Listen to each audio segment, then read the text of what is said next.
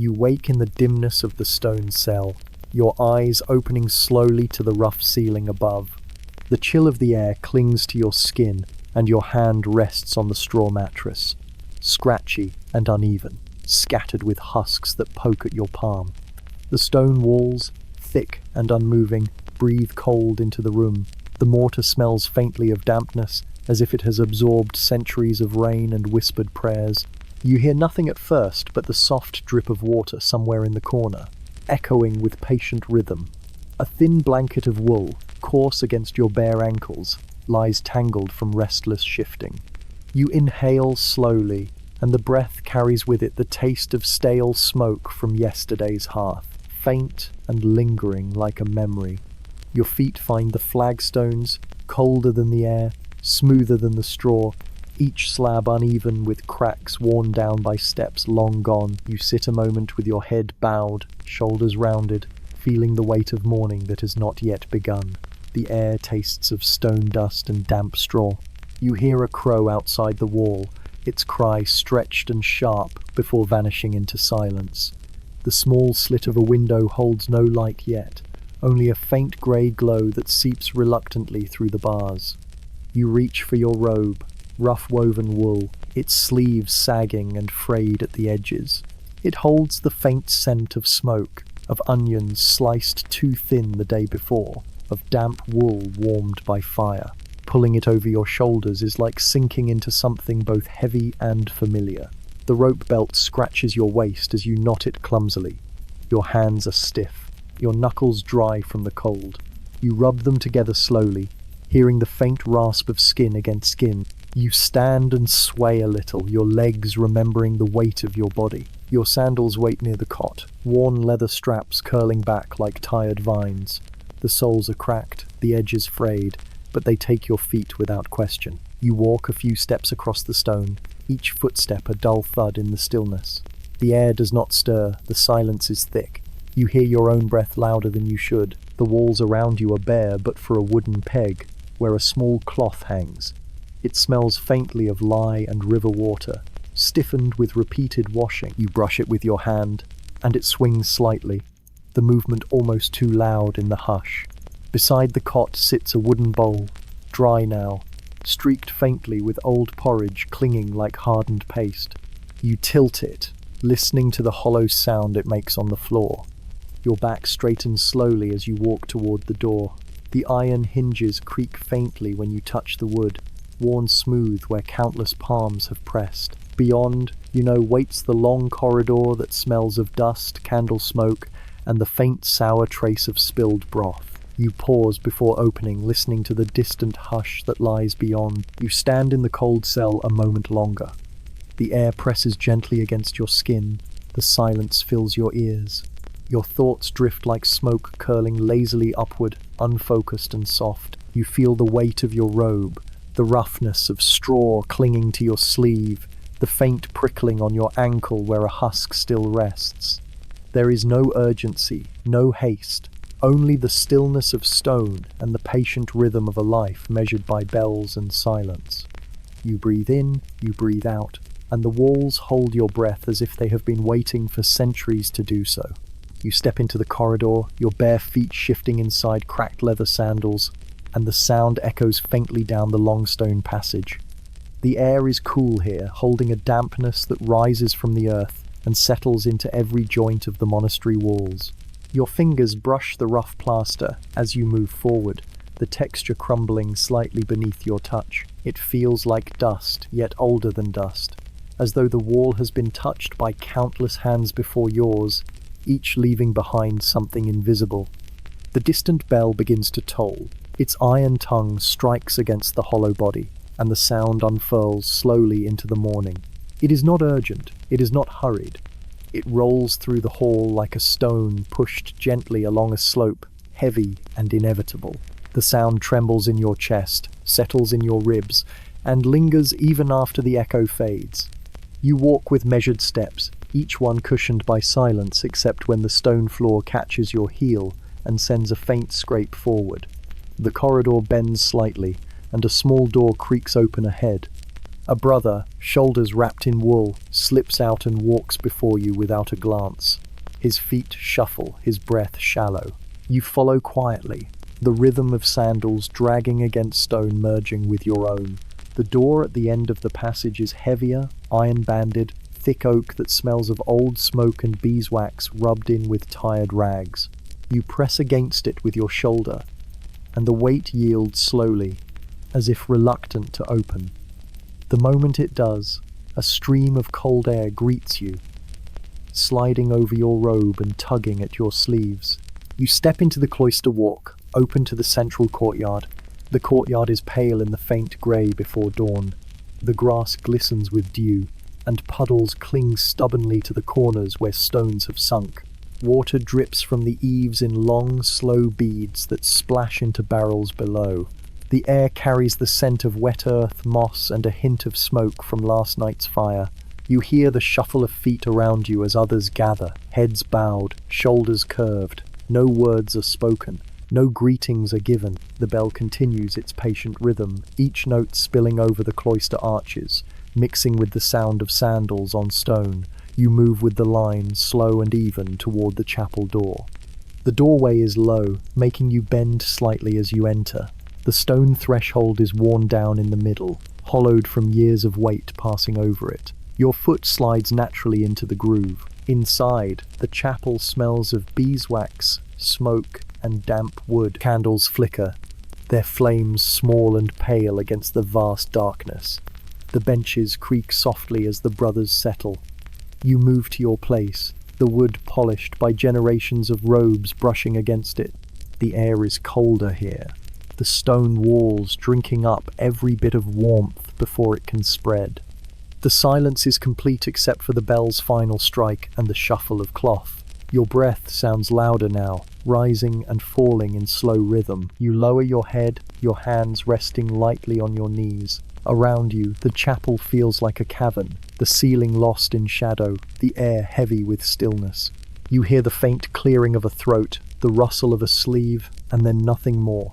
It is as though time itself hesitates, waiting. You feel the wooden bench beneath you, solid and unyielding. You smell the faint smoke lingering in your robe from yesterday's hearth. You see the candle flames tremble when the air stirs ever so slightly. The morning has begun, though nothing seems to move quickly. The bell has done its work, calling bodies from straw and stone, guiding them through silence, bringing them here. You sit, motionless, breathing in the waxy air, listening to the soundless weight of stone pressing down, and letting the stillness of this hour seep into your bones. You leave the chapel with the slow stream of robes, your steps measured, your breath even. The corridor keeps the last taste of candle smoke. Stone returns the sound of sandals in patient echoes. You pass the cloister walk, pale with weak morning, and come to the refectory door, its latch bright with use. You lift it and enter with the others. The room is long and simple. Narrow windows admit a banded grey that lies across the tables like faded cloth. Benches wait in straight lines. The air offers the reliable mixture of wet wool, old ash, tallow, and the cereal warmth of a pot that has been kept just below a simmer. Nothing about it promises delight. It promises breakfast, and that is enough. You sit. The bench gives a little creak that answers the stiffness in your back. Before you sits a shallow wooden bowl, the grain dark at the rim where spoons have made a soft groove. The spoon beside it is smooth, pale where thumbs have worn it thin. You rest your hands while the line moves, and you let your eyes quiet themselves in the low light. At the far table, a ladle rises and falls. Porridge slips from it in reluctant folds and lands with a modest sound in each bowl. When yours arrives, the ladle lip taps once against the rim and leaves a pool that steams a little, then becomes shy about being seen. The surface settles with a thin skin you could break with a breath. You lift the spoon and taste. Barley, a breath of oat, perhaps a memory of salt taken from the pot. Warmth spreads just enough to be noticed. It does no more because it has no more to do. You let it sit on your tongue, and then you swallow. You take another careful spoonful, and agree with the morning that this is the proper speed. Around you, the refectory fills with small, obedient noises. Someone coughs, and turns it into a sigh. A spoon knocks a rim. A sleeve slides along wool. Chewing is quiet and dutiful. The sound of men keeping company with a thin meal. Words would be heavy here, and there is nothing for them to carry. Silence holds better than speech. You look up without lifting your head, the way one learns when silence is law. Window light makes a pale stripe across the table and stops there. Opposite you, hands cradle a bowl as if it might wander off. Farther along, a face bends low to drink the last sweetness where grain has settled. A candle on the wall smokes once, leaves a small crescent stain, and behaves itself again. At the corner, the doorway to the kitchen is open. It is only a rectangle of warmer air, but it has its own weather. A slow breath of banked coals, a faint sting of onion, the steadier note of damp wood drying by the hearth. A figure passes that square now and then. The motion is unhurried, practical, and not meant for the refectory at all. You are not watching. You happen to be facing that way when the shadow moves. Your spoon pauses and resumes. The pause is no event. The resuming is the point. Bread travels down the table in a wooden bowl. A heel is torn into ready pieces. When it reaches you, a hand offers a crust. Your fingers touch the other's knuckle because space is small and bowls are many. The touch is dry and factual. Still, the skin knows it happened. You nod without looking up and put the crust between your teeth. The edge is tough. The heart is soft. Your jaw does what it knows. Water follows in a jug with a whitened lip from years of careful tapping. You tip it into your bowl and watch the last of the porridge loosen, swirl, and give up the sides. 2 circles with the spoon around the rim, one across the center, the simple ritual that sends the bowl on with a trace of cleanliness and a record of use. At the far end, someone else makes those circles too. The room keeps the rhythm and then forgets it. You breathe through your nose and take stock of the morning as it is. Grain, ash, wool, a hint of iron from the spoon. The food asks nothing but presence, and you give it. Your back straightens without flourish. The bench presses its familiar line into your spine. Dust hangs in a slant of light, and then changes its mind about being interesting. From the kitchen doorway comes a small sound that wants to be laughter, and thinks better of it. It fades before it can collect a shape. You glance at the spoon, consider polishing it with your sleeve, decide to let the washing place have that work. Your hands rest, one thumb smoothing the other. The table under your palms feels warm, where many hands have left a quiet heat. The little handbell at the lectern speaks once, a light ring that asks the room to finish what it is doing. Bowls gather, spoons settle. Benches scrape the floor with polite complaint as bodies rise. You stand with the rest and feel your knees tell you the news you already know. You set your bowl on another and pass the small stack along. The jug makes a final arc and is carried away. In the narrow line for the door, a sleeve brushes your sleeve. The contact is wool upon wool, no more, no less. You let it be and do not name it. At the threshold, you glance toward the kitchen as anyone glances at a hearth. Heat lives there, and it has a way of finding faces. It finds yours and leaves a soft pressure you could pretend not to notice. You do not bother with pretending. You step back into the corridor. Behind you, the refectory folds its echoes and keeps them for another hour. Ahead, the day arranges itself in small tasks, buckets to fill, knives to sharpen, herbs to hang where air can do its work. You walk toward those tasks at the pace the bell set. The porridge has been what porridge is. Morning has agreed to be morning. You breathe once, taste barley one last time, and go. You push the kitchen door with your shoulder, because your hands prefer pretending they are warm. The hinge gives a tired sigh, and the room receives you in the colour of old iron. Banked coals glow like the last thoughts of yesterday, tucked under grey ash that remembers being wood. The smell is a patient mixture: wet hearth, onion skins, last night's cabbage, and a sweetness that might be apples deciding to become vinegar.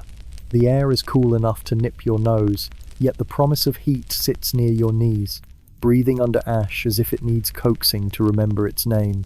The hearth keeps its slow, square mouth. Soot makes a velvet border around the opening, soft and black, a frame that refuses polish. You crouch and lift the lid of the ash box, feeling grit settle under your nails. The coals, reticent and red, blink at you. You give them dry twigs first, the kind that sound like snapped bone when they break. Birch peelings, rosemary stems from the herb table, a twist of straw, all the small things that agree to burn without needing compliments. Smoke considers the chimney and chooses a tour of the room instead. It slides down, then sideways, then curls across your cheek, watering your eyes with more enthusiasm than comfort. You wave it away, which naturally encourages it. The chimney clears its throat, unimpressed by your optimism. You try again, breath careful, feeding the coals with patience you did not remember packing when you left the cold cell. The twigs take. They do not celebrate, they simply behave. A thread of flame runs along a rosemary stem and finds a pine sliver, which obliges with a faint resin sigh. You add a sliver of plum wood, saved for mornings, because it carries a quiet sweetness when it burns. The sound is the softest crackle, like cloth rubbed between fingers. Heat remembers its job. Your knuckles feel it first, then your wrists, then the small tired place in each forearm where work likes to linger. You reach for the damp logs, the ones that sulked outdoors beneath a half-hearted awning during last night's rain. Their bark is dark and smells of riverbank. You set two at the back to warm, not to burn. This is the hour for counseling wood about its future. Another pair you angle above the eager little flame so the fire can think about them without commitment. A hand appears beside yours on the billet, steadying the awkward length as you shift it into place. You do not need help, so of course help arrives, steady and unhurried, then withdraws as if it merely wished to confirm gravity. The bellows lie where they always lie, a tame creature with a leather lung. You work them with measured presses, coaxing air through ash until the coals show their teeth. Sparks rise and touch the hood, then fall back, undecided. The fire grows with the unhurried certainty of a lesson repeated for years. It promises nothing grand. It agrees to be sufficient. You allow yourself the small luxury of approval, the kind that does not require words. Copper pots hang along the wall, each catching a different square of pale morning and keeping it. You run a cloth over the nearest, and your reflection returns as a smudge wearing a hood. The hooks complain in little iron voices as you lift a pot from its place. Water sloshes from the barrel grey at the top, where ash has floated and then reconsidered. You pour. The pot accepts the weight and settles on the trivet with a sound like a polite cough. Caraway seeds wait in a clay bowl, their thrift of fragrance sharp enough to wake a stew when the moment comes. A braid of onions hangs by the door. You choose the humble ones, papery skins freckled with dirt, necks tight against their own patience. The knife takes their ends, your fingers remember not to hurry. The board records each cut in shallow grooves from years of similar mornings. The first onion encourages your eyes to complain, but the smoke has already claimed that stage. You blink and continue, letting tears be a simple kind of salt. From the yard, a gust arrives, shouldering the door inward, bringing the smell of wet straw and the faint animal tang of wool cloaks drying on pegs. The flame leans, considers a new direction, and then returns to its duty. You place a log carefully, then another, leaving the small tunnel that every hearth nurse knows. The fire appreciates not being smothered. You appreciate being appreciated by something as honest as flame. Across the room, the bread oven keeps its own counsel, a domed hush mottled with charcoal kisses. You slide your palm along its flank. The stone is night-cool still. Later, it will cradle loaves that open along their scoring like slow smiles. For now, it is only a round, patient silence that minds its time. You leave it to its silence and return to the pot that will speak sooner. The first water begins to move. Not a boil, just a thoughtful shifting, as if the pot is testing its joints. You sweep the onion into it, add a pinch of salt sturdy as river gravel, and a whisper of caraway that seems to ring a tiny bell only the broth can hear. The scent lifts and wanders, touches the rafters, visits the stacked baskets, tries out the corners before choosing to hover by the hearth where it belongs. Another presence returns at the edge of your vision, setting down a bundle of damp sticks you had not asked for, but will use by and by. The bundle makes a soft, resigned sound. They found these near the wall. The voice says low, careful, as if the room might bruise. You nod without turning. They will learn to be dry, you answer, fair to sticks and to anything else listening. The bundle is nudged nearer the hearth. A sleeve grazes your sleeve wool, taking note of wool, and then nothing asks to be said. You check the ash bed with the poker, opening small paths so the coals can breathe. They glow brighter, pleased to be noticed. A thin curl of flame reaches for your cuff and then loses interest. On the shelf, a crock of rendered fat waits, pale and solid, a winter truth in a clay skin. You lift a wooden spoon, scoop a modest thumb's worth, and let it glide into the pot. It melts with a sigh that might be gratitude. The scent deepens, round and steady, as if morning suddenly remembered a story it meant to tell. Through the hatch to the refectory, a draught pulls, then retreats, leaving the kitchen to itself. You listen to heat doing arithmetic with moisture, to water working out its small, important problems, to wood practicing adulthood one ember at a time. The fire asks so little: air, patience, respect. You give it all three and discover you have not diminished. The chimney, at last in a good mood, carries the smoke like a quiet promise upward. A broom whispers along the flagstones behind you, gathering yesterday's flower ghosts and the tiny catastrophes of onion skins. The sound is pleasant, like a letter being unfolded very slowly. Light from the high-slit window pretends to be enough, and almost is. The copper on the wall reflects it in dull coins. You add a second pot for thin beer. Press last summer's hops in a linen bag until your palms remember their stickiness, and lower the bag into warming water. A clean bitterness rises and offers the morning a straight back. Someone sets a small loaf on the table near your elbow, a wordless provision. The crust is the color of walnuts, the crumb shows a modest spring. You break off an ear and leave the rest for the natural kindness of later hunger. Warmth moves up your fingers into your wrists, into the little cold place that pretends to live in your chest. Bread behaves well without instruction. You let it be clever in silence. The fire, having decided to live, wishes to be fed like any creature that has made up its mind. You grant it a third log, one convinced of its destiny. The hearth crackles no applause, just consent. The copper pot gathers a rim of tiny beads, the sort that promise but do not perform. You let them promise. Promises are useful when they remain promises for a while. You lean back on your heels, wipe your hands against a cloth that barely deserves the name, and look at the room as if you had not seen it every day. Soot gathers in unreachable places and will continue to do so until invited to leave. The door stands ajar, a slice of damp morning holding its breath. Heat is here now. It has a quiet shape. It has settled into the stones and into you, and the kitchen answers in the oldest language, which is simply warmth where there was none. The fires have stirred to life.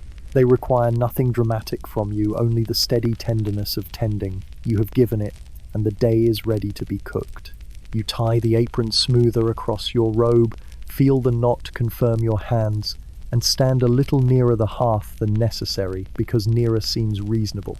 Things begin, as they usually do, with flame remembering it is flame. The kitchen grows brighter by inches, not from the sky, but from the slow yielding of the fire. Shadows crawl backward along the wall, retreating from the orange weight of the flames. Along the beams overhead, pots hang in orderly lines, their copper bellies dulled from use, yet showing stubborn circles of polish where rags have argued with soot. You glance at them in turn, a row of silent witnesses to endless stews and breads, each carrying a faint patina of yesterday. The hooks creak faintly when stirred by the draught, and each pot gives a soft, metallic answer. They hang from black iron brackets hammered into beams, so dark with smoke they appear almost carved from shadow. Each pot bears its own personality. One is squat and dented, its side bowed in as if it lost an argument with a careless ladle. Another is tall and thin-necked, proud to be the one chosen for brewing broth that requires patience. A shallow pan, with edges rolled like a curled lip, hangs lower than the rest, ready for quick fryings when oil and onions conspire. You let your hand travel along the row, your fingers grazing the cold rims, The sensation is faintly greasy despite polish, because copper remembers oil even when water forgets. Your reflection wobbles across one of them, distorted, a pale oval wearing a hood. The reflection sways when you move, as though mocking your posture. You smile without smiling, a habit of kitchens where too much expression might smoke the air. The smell of damp logs lessens now, replaced by a more confident heat. Resin loosens from pine, carrying its sharp sweetness up the chimney. The coals shift with small sighs, embers blinking awake, while the kettle nearest the fire begins to chatter. Steam pushes insistently at the lid, but it will wait until someone listens. The room hums with the unremarkable sounds of pots agreeing to work, lids rattling faintly, water shifting against iron, the occasional tick of cooling soot flaking from stone. On the table near the hearth, knives lie in a row, their blades recently rubbed with sand. They gleam with soft reluctance, more practical than proud. Beside them rests a whetstone, damp from its last use, smelling faintly of riverbed. Baskets lean against the wall beneath, filled with yesterday's roots, carrots, parsnips, turnips still clinging to small clots of soil. They wait patiently, knowing they will be peeled, sliced, and softened into something that tastes of patience itself. You pull a stool closer to the table, its legs wobbling slightly where the floor has learned the shape of its weight. The seat is polished from years of robes sliding across it. From here, the copper row above looks like an honor guard, silent and burnished, keeping the dignity of routine. You pick up a rag and rub one of the smaller pots with the easy repetition of someone not trying to improve it, only to remind it that someone cares. The surface clears enough to catch a little glow from the fire, a dull coin brightening at the edge. A voice murmurs behind you, soft enough to be mistaken for thought. It says nothing remarkable, only the inventory of wood and water, but it lingers at your shoulder before drifting away. You nod though the voice is already gone. The copper carries the echo in faint vibrations, as though it too had heard. From the rafters dangle bundles of herbs drying slowly, their stems wrapped in twine. Sage leaves curl into themselves. Thyme crumbles if looked at too sternly. Rosemary needles cling with their stubborn pine scent. They add their own decoration to the kitchen, more honest than banners. The air around them is always slightly seasoned, as if the walls themselves had been steeped. You take a step back from the row of pots and let the view settle into your eyes. The soot, the copper, the wood, the bundles, the fire, each an ordinary piece, each behaving as expected. Yet together they make a sort of silent theatre, one where no audience ever applauds. The play is endless and needs no script. The broom waits propped against the door. The ladles hang in their niche like monks in procession, each one hollowed from wood, worn smooth by the grip of countless hands. Their edges are dark from broth, light from washing, a permanent twilight carved into the grain. You run your hand once more along the rim of the nearest pot, now faintly warm to the touch from the fire's nearness. It hums with its own readiness, though it says nothing. You leave it in place and step aside. Someone else will lift it soon, fill it with broth or water, stir it with measured circles. For now it hangs, polished just enough to remind you that copper, unlike stone, reflects what it sees. The kitchen exhales in rhythm with the flames, and you breathe with it. The smell of soot, resin, damp wool, and drying herbs is no surprise, but still it steadies you. You are where you always are. The copper pots shine faintly against soot-dark beams, holding their modest dignity without comment. You settle at the long table again, where the trough waits with its burden of roots. The wood of the trough is pale where knives have bitten, stained in places with the orange shadow of carrots and the dark rings left by beets.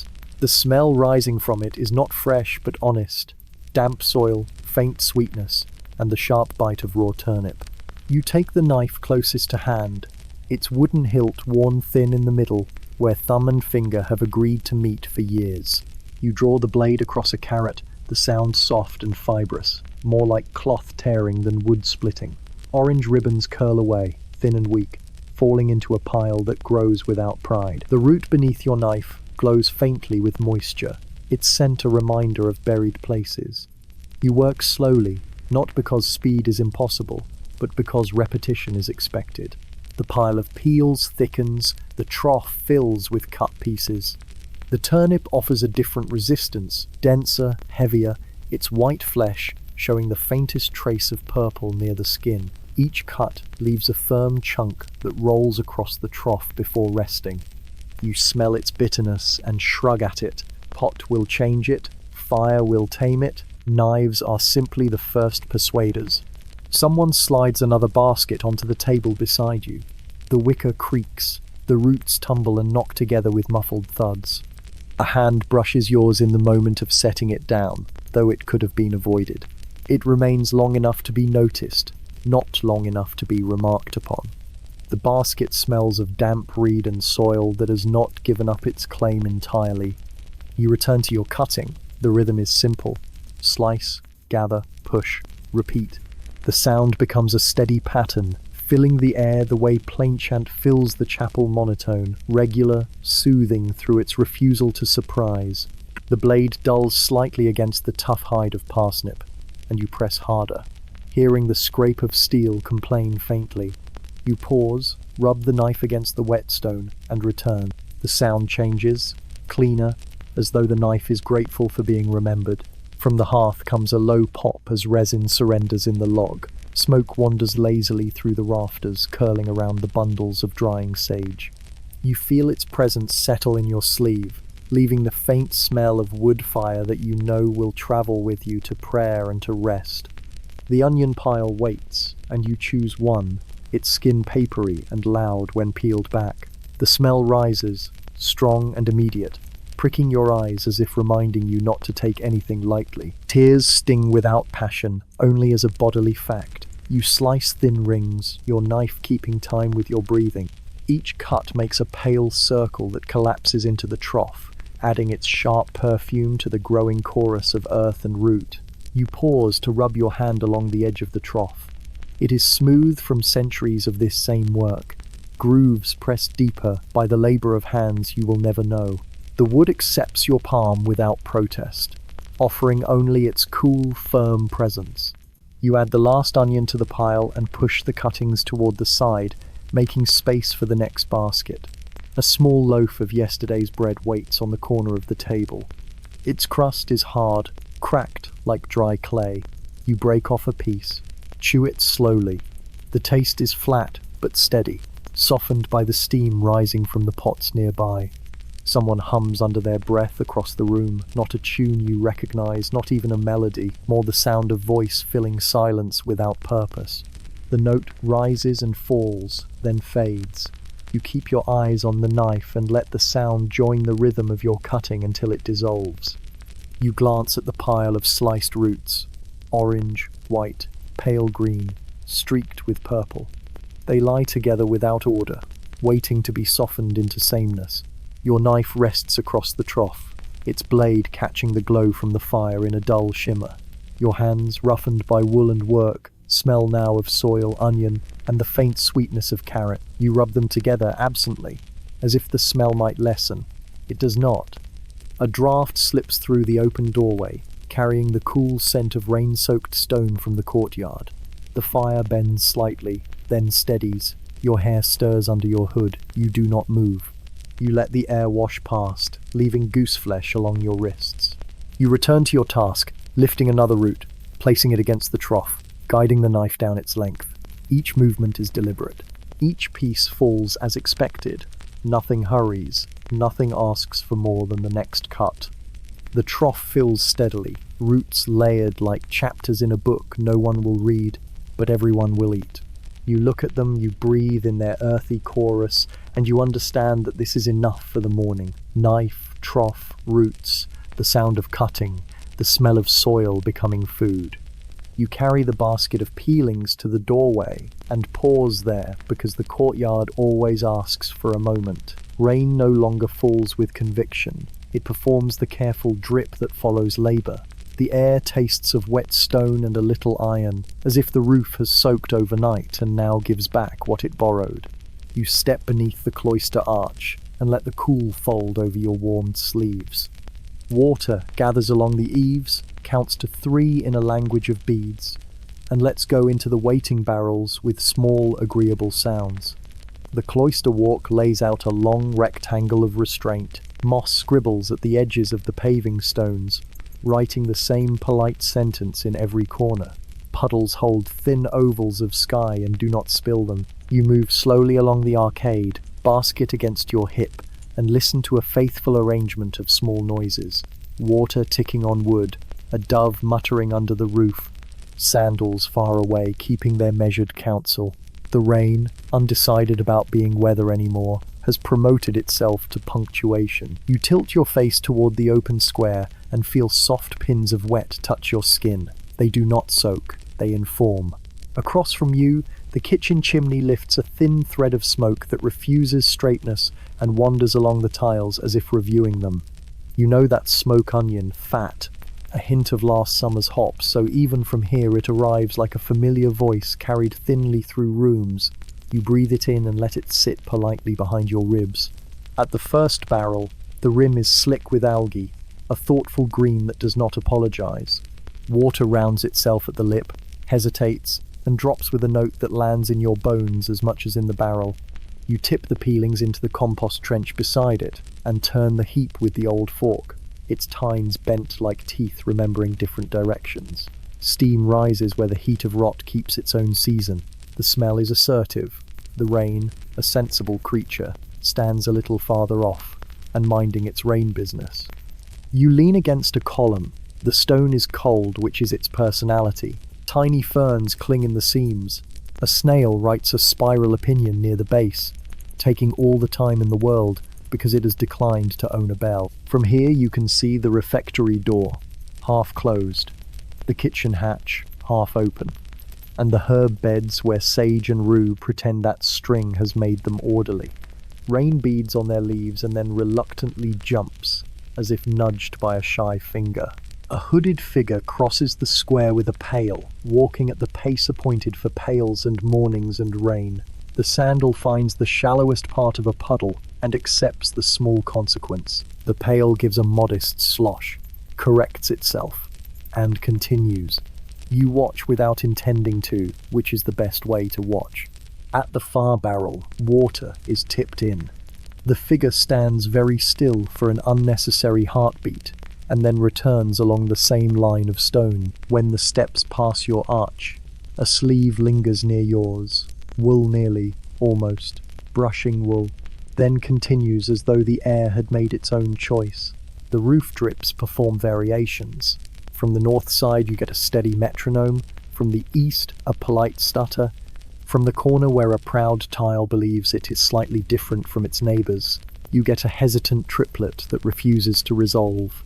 It is a concert for patient ears. You listen because listening is easier than not. The archers keep time by doing nothing at all. Near the well, a bench holds a coil of rope, damp and obedient. You sit and let the damp consider your robe until it becomes bored. The courtyard offers a breath of crushed mint from somewhere it was not instructed to grow. A bee arrives to examine the rumour, decides against it, and buzzes on toward the rosemary, which accepts the inspection and keeps its counsel. Rain beads on your eyelashes and makes the view a little like looking through boiled sugar. An old bucket near the laundry shed overfills by one stubborn finger's width and chooses not to notice. The spill runs down in a thin sheet that catches the small light and lays it gently on the stone. You follow that thread with your eyes to the drain where the iron grate remembers every winter and every spring and bears them without conversation. It ticks when a larger drop finds it, a tiny announcement to no one in particular. The sound suits the morning and the morning suits the sound. Beyond the arches, garden beds hold their outlines like stitched hem. The cabbages collect water in layered cups that tip with the slightest breeze. A blackbird tests the softened soil, tugging at something that resists with admirable manners. The bird wins, as birds do, and hops away with its prize, leaving the earth to rearrange its face. The rain approves by doing nothing differently. You nod in quiet agreement with that decision. You push your hood back and let your hair drink the air, which is the closest thing to a luxury the courtyard allows. The rain thins again, becoming the mere idea of rain. Inside somewhere, The bell offers a single conversational note, not a call, only proof that the bell has not forgotten itself. The sound wanders across the arches, taps each column, and fades into the herb bed as if it might take root. You let it settle politely and disturb nothing. A water trail runs down the column where you lean. It draws a thin map over stone, a country of runnels and tiny fjords, a peninsula of grit, an estuary where the drop pauses to admire its choices. Your finger follows a thumb's breadth of it, and then declines to continue, because this map is better when it makes itself. The stone accepts your touch and remains stone, which is a consistency you can respect. Your palm keeps a small print of cold for a few slow breaths. Footsteps return, slow and soft, a little uneven on the wet flags, because the flags prefer that you think about them. You do think about them. When the steps level with your bench, they pause for the same unnecessary heartbeat as before. Water from the eaves releases 3 quick drops that strike the nearest barrel with 3 different notes, like a child trying out an instrument before being shushed. The pause ends, the steps go on. The bench keeps its knowledge without changing shape. You rise and walk the long side of the cloister, counting arches the way one counts stitches. At the corner, you touch the carved capital where a vine curls in a style that has never met a real vine. A small pool rests in the stone leaf and tips gently when you pass. Your sleeve gathers a darker spot it will carry for an hour as proof that it was here. You consider this stain a perfect record. Rain met sleeve, sleeve complied, day proceeded. Back near the kitchen hatch, the world smells warmer. From inside, a spoon moves around a pot with the circular patience of clouds. You set the empty basket by the door and stand under the arch again, pleased to be neither outside nor inside. The barrels continue their quiet conversation with the eaves. The gutters settle their minor politics. The courtyard breathes like a careful animal. The rain finishes its remarks and folds itself away. You take one more slow breath. It tastes of rosemary and smoke and the iron tinge of the roof's opinion. Your hands, cooled by the air, still remember the hour of knife and trough. The brushed nearness of a moment ago lingers like warmth near your elbow, but the courtyard is very good at teaching everything to be the same temperature. You agree to be the same temperature too. You step back toward the kitchen door, letting the arch release you. Behind you, the barrels keep on with their patient counting. Ahead, the room waits with its fire behaving itself and its pots considering their day. The cloister returns to being a frame for weather, and you carry the quiet with you because it has attached itself very lightly to your robe. You return to the kitchen where warmth has gathered itself in small pools near the hearth. The door closes behind you with a muffled wooden sigh, leaving the courtyard's dripping patience outside. Here the air thickens with the calm insistence of yeast and flour. On the table sits the linen-draped mound that was only powder and water yesterday, now risen into something breathing slowly under cloth. You place your hand gently on the fabric. The linen is slightly damp where moisture has pushed upward, and beneath it, the dough presses back with a kind of modest pride. You lift the corner and let the pale, swollen surface greet the light. It is smooth in places, bubbled in others, freckles of flour clinging to it like dust on stone. The smell is faintly sour, faintly sweet, familiar as a robe's fold after years of wear. You press a finger lightly into it. The indentation lingers, then sighs back, slow and forgiving. The yeast has done its work, invisible but insistent, turning silence into air.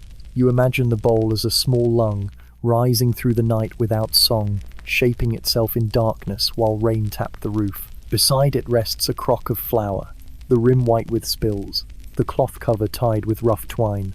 You scatter a pinch across the board and let the dust float briefly before settling. It smells like nothing and everything. Field, threshing, storage loft, handprint. You pull the dough free, its weight shifting with a faint slurp, strands stretching and breaking. It lands on the board with the sigh of a creature that knows where it belongs. You fold it slow and rhythmic. Each push of the heel of your palm presses air out. Each fold draws it back in. The surface tightens, then relaxes, then tightens again, like breathing in stone time. You find a pace that matches the small hum of the chimney, a pattern of pressure and release that is almost chant without words. The room smells richer now, flour joining smoke and onion. From the rafters above, a crumb of dried thyme drops into the board. It lies there without embarrassment until your hand brushes it aside. The dough absorbs what it will, remembers nothing else. You pause to dust your hands, watching flour powder drift into the firelight like a faded blessing. It settles across your sleeves and turns the wool paler. You do not shake it off. You let it remain as proof. Another figure moves nearby, wordless, carrying a jug of water from the barrel. The jug is set carefully on the bench, a soft clink against wood. The dough stretches under your hands again, and for a breath you feel the air shift at your side, the weight of presence without any declaration. The jug stays, the figure moves away, and only the faint slosh of water remains to mark the moment. You shape the dough into rounds, each one imperfect, each one obedient to gravity. You set them on a floured cloth, the linen sagging into a gentle hammock beneath their weight. They rest, not yet bread, only the idea of it. The oven will finish their lesson later. For now they swell slowly, as if listening to something you cannot hear. The peel leans against the wall, blackened from years of carrying heat. You rest your hand on its handle, smooth from palms, splinters long since taught to behave. It is a tool that remembers thousands of loaves, each one risen under its steady patience. You set it back where it waits. The pot on the hearth shifts into a gentle boil, bubbles lifting at the edges and releasing the smell of onions softened into sweetness. You stir with a wooden spoon, and the circle you draw in the broth mirrors the circle you pressed into the dough with your palms. Both are small repetitions that make the day behave. The loaves under cloth rise again, quietly, slowly, pushing against linen with a modest pride. You fold the corners over them, as though tucking children for sleep. The cloth darkens where it touches, damp with their breath. You sit a moment, hands folded in your lap, and watch the steam rise from pot and dough alike. The kitchen hums its low hymn of fire and yeast. It needs no witness, but you are here, so you let your eyes soften, your breath slow, and your shoulders rest under the robe's weight. Bread will come later. For now, you keep it company. The stew pot waits on the trivet, its rim beaded with steam. You lift the lid with the edge of a cloth, and the breath that escapes fogs your lashes. It smells of onion, of carrots softening into sweetness, of turnip surrendering its stubbornness to heat. The air thickens with that smell, winding itself around rafters, pressing into wool, clinging to your skin in a way no washing later will erase. You stir slowly with the long-handled spoon, the circle wide and deliberate. Each turn feels like drawing a wheel on water, slow, even, without destination. The broth swirls, pale bubbles rising like tired thoughts. The spoon's wood darkens where it touches liquid, and its rim creaks faintly in your grip. Your hand warms from the steam, your wrist damp, your face tingling with heat. You add another scoop of roots from the trough. They fall into the broth with dull splashes, settling, then floating up again like half-forgotten ideas. You press them down with the spoon until they agree to stay. A thread of rosemary follows, flicked from a bundle overhead. Its sharp scent pricks through the heavy air for an instant, then softens, hiding among the onions. Around you, the kitchen is quieter than it looks. A ladle clinks against a hook. A log shifts with a faint crackle. Farther down the table, someone hums half a note and lets it dissolve. The stew becomes the center of sound, the occasional bubble rising, the whisper of the spoon moving in circles. You lean closer, letting your cheek take the steam. It settles into your hood, dampening the cloth until it clings. The heat feels like hands pressing gently against your face, not in comfort, not in scolding, simply in presence. Your breath carries the taste of broth before it ever reaches your lips. You pause, lifting the spoon high enough to let broth slip back into the pot in a thin stream. The sound is a soft ribbon, breaking surface and vanishing. Droplets cling to the spoon's edge, trembling before they fall. You watch them longer than needed. A second pot sits nearby, empty but waiting. You drag it closer and dip the ladle, transferring broth with slow care. The ladle scrapes softly, metal against copper, and you pour without hurry, as if broth prefers time to air. The second pot sighs when it receives the liquid, as though grateful for being included. The hearth crackles, sending sparks upward. Smoke curls along the stones before deciding on the chimney. You stir again, not to move food, but to remind yourself that circles have no beginning or end. The steam thickens your hair, flattening it against your forehead. You wipe your brow with the cloth, dampened now not only by broth but by your own patient sweat. Another hand joins yours briefly at the pot's rim, steadying it as you lean with the spoon. The touch is quick, almost incidental, but it leaves a trace of warmth against your knuckle. The hand withdraws, and the spoon continues its circle as though nothing interrupted it. Still, the broth seems to taste a little richer after. You taste with the tip of the spoon, lips barely brushing wood. It is thin, but honest. Salt enough, sweetness beginning, bitterness fading. The kind of stew that nourishes without boasting. You swallow slowly, letting warmth slip into your chest. You breathe out, and the steam makes your exhale visible, mingling with the pot's own breath. The vegetables soften more with each circle. The broth thickens, gathering their surrender into itself. The smell settles deeper into the room, into the beams, into your robe, into your skin. You imagine carrying it with you to the cell later, to the bench, even to the dream. It will not leave, and you do not ask it to.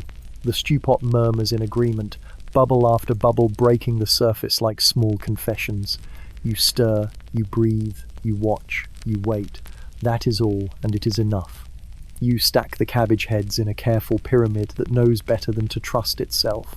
The leaves are cold from the courtyard, their ribs stiff with last night's weather. Tiny beads of water lodge in the crinkles like clear seeds and roll down your sleeve when you lift them. The smell is clean and large raw green. A little earth, a little bitterness, that declares it will be useful once heat teaches it manners. The baskets crowd the table end, wicker shoulders against wicker shoulders, each with its own faint creak when shifted. You wedge a heel of stale bread beneath one so it will stop wobbling, and the basket accepts the correction with a patient hush. Somewhere above, a draught finds a gap and lays a thin finger of coolness across the nape of your neck. The hearth answers with a comforting exhale, as if to remind the draught who has seniority. You tilt a cabbage and begin to peel its tired outer leaves. They sigh away with soft resistance, the sound like cloth unbuttoned by someone trying not to wake a room. The inner leaves show themselves paler, tighter, still folded around their own intentions. You trim the stem, feel the knife notch its memory into the wood, then lay the head on its side and send the blade through with the slow respect due to stubborn vegetables and old bones. The halves fall open and release a clean scent that cuts through onion and smoke like a bell offered to a quiet chapel. Beyond the baskets, where the table turns toward the wall, voices begin the smallest conversation. Not voices, exactly air given shape and then taken back, as if the room were practicing words it does not wish to own. They sift through the cabbages in brief threads, gather at the edge of your hearing, and unspool before they can be named. You do not lean. Leaning is a kind of question, and questions are noisy. You keep the knife where it belongs, your eyes on pale ribs and green veining. More salt, says one of the murmurs, though the phrase arrives as if it had been travelling for days and is perfectly content to arrive late. Less time, says the other, but it is a kind of smile disguised as measure. The wicker flexes once, lightly. A leaf rustles, the precise sound of a thumb learning a margin. You lift another outer layer and let it slip to the floor, where it lands like a soft bird that has remembered it prefers the ground. You scrape the pale shavings into a bowl. They pile loosely, curls within curls, nothing heavy enough to commit to its own weight. The bowl smells faintly of last week's brine, a memory of vinegar and peppercorns that refuses to give up entirely to washing. Your hands grow cold as you work, and your fingertips shine where cabbage water has made small glosses across the skin. The murmurs pause. A breath is set down, then picked up again. The oven, says the first, but very quietly. as if the oven might be embarrassed by attention. After the bell says the second, and you hear the smile again, a shape that lives in the corners of the mouth and thinks no one notices. The baskets do an admirable job of being baskets. They are excellent at blocking lines of sight while pretending not to try. You set a handful of cut ribbons aside, reach for the crock of salt, lift a deliberate pinch, and let it fall like winter across green. The leaves squeak under your hands when you press, yielding a little water, as if reminded of what they carried out of the garden. Your palms smell now of cold brassica and clean brine. You rub your hands on your apron and keep the motion unimportant. The murmurs are not a secret if no one has asked for them. They are only smaller parts of the air. A fly, convinced of its own patience, traces a lazy script around the rim of the bowl and is guided away by the back of your knuckle. It leaves without taking offense. Beyond the wicker, a light laugh is allowed and then closed. A cupboard door eased shut with 2 fingers. Wood ticks in the fire. A spoon touches the side of a pot and makes a small bell out of copper. The kitchen performs its daily plain chant without rehearsal. You shuffle the baskets further along the table, creating a lane of sight that could exist by accident. It shows only elbows and the slope of a shoulder under wool. The elbow pauses near a bundle of dill, reconsidering. The shoulder leans a hairbreadth farther than necessity, and then returns to the limits written by habit and stone. A single green stem is lifted from the bundle and weighed not for its flavour, but for its noticeability. It is replaced. A sprig of thyme is chosen instead, which has fewer opinions. You fetch the small knife you use when the large knife has said enough. It feels like a whisper in your hand, blade the length of your thumb, handle polished by anxious work. You trim the thick ribs from the leaves and lay them aside for the pigs, who do not stand on ceremony. The pile of usable greens grows to an argument that can be resolved with heat and time. The murmurs take up the careful business of discussing nothing. Barrels offers one. Lids replies the other. They could be arranging the world or arranging a moment. It is not your business. Your business is the cabbage, the knife, the brine, the bowl that remembers other mornings. You salt again, and your knuckles whiten in the press, and the leaves soften with small squeals of surrender. Someone passes behind you and steadies the basket you are no longer pretending to watch. The touch arrives only as a change in the wicker's sound, less complaint, more agreement. The smell that is not exactly rosemary and not exactly wool drifts across your shoulder and then chooses to live elsewhere. A strand of hair at your temple decides to notice the air and rises slightly, then chooses modesty and lies down again. You turn the cut leaves with both hands, lifting and letting them fall so they can settle more compactly. The bowl grows heavy, and you shift its weight closer to your body like a child returned from play. Your hip meets the table edge. The table accepts the news. Your hands, green-fringed now, look like hands that belong to this work, and not to any other. The hearth gives a small cluck of satisfaction when a bubble in the stew finds a way to speak. A scrap of conversation escapes the baskets, thin as a breath through linen. Tonight, it says, which is not a plan so much as a place on a clock that nobody owns. If the bell allows, says the other, a line of humility that is not entirely humble. A leaf slides from your palm, hesitates at the rim, and then chooses the bowl again. You remind yourself that cabbage is not a witness. It is supper. You look toward the high window, where the light has deepened from pewter to dull tin. The change is not dramatic, which is the point. The room adjusts to the day by degrees and expects gratitude to match. You oblige with a breath that tastes of brine and hearth. The baskets wait, cabbage shoulders nearly touching. Excellent listeners. You carry the bowl to the bench by the hearth and set it there so the leaves can warm into their next selves.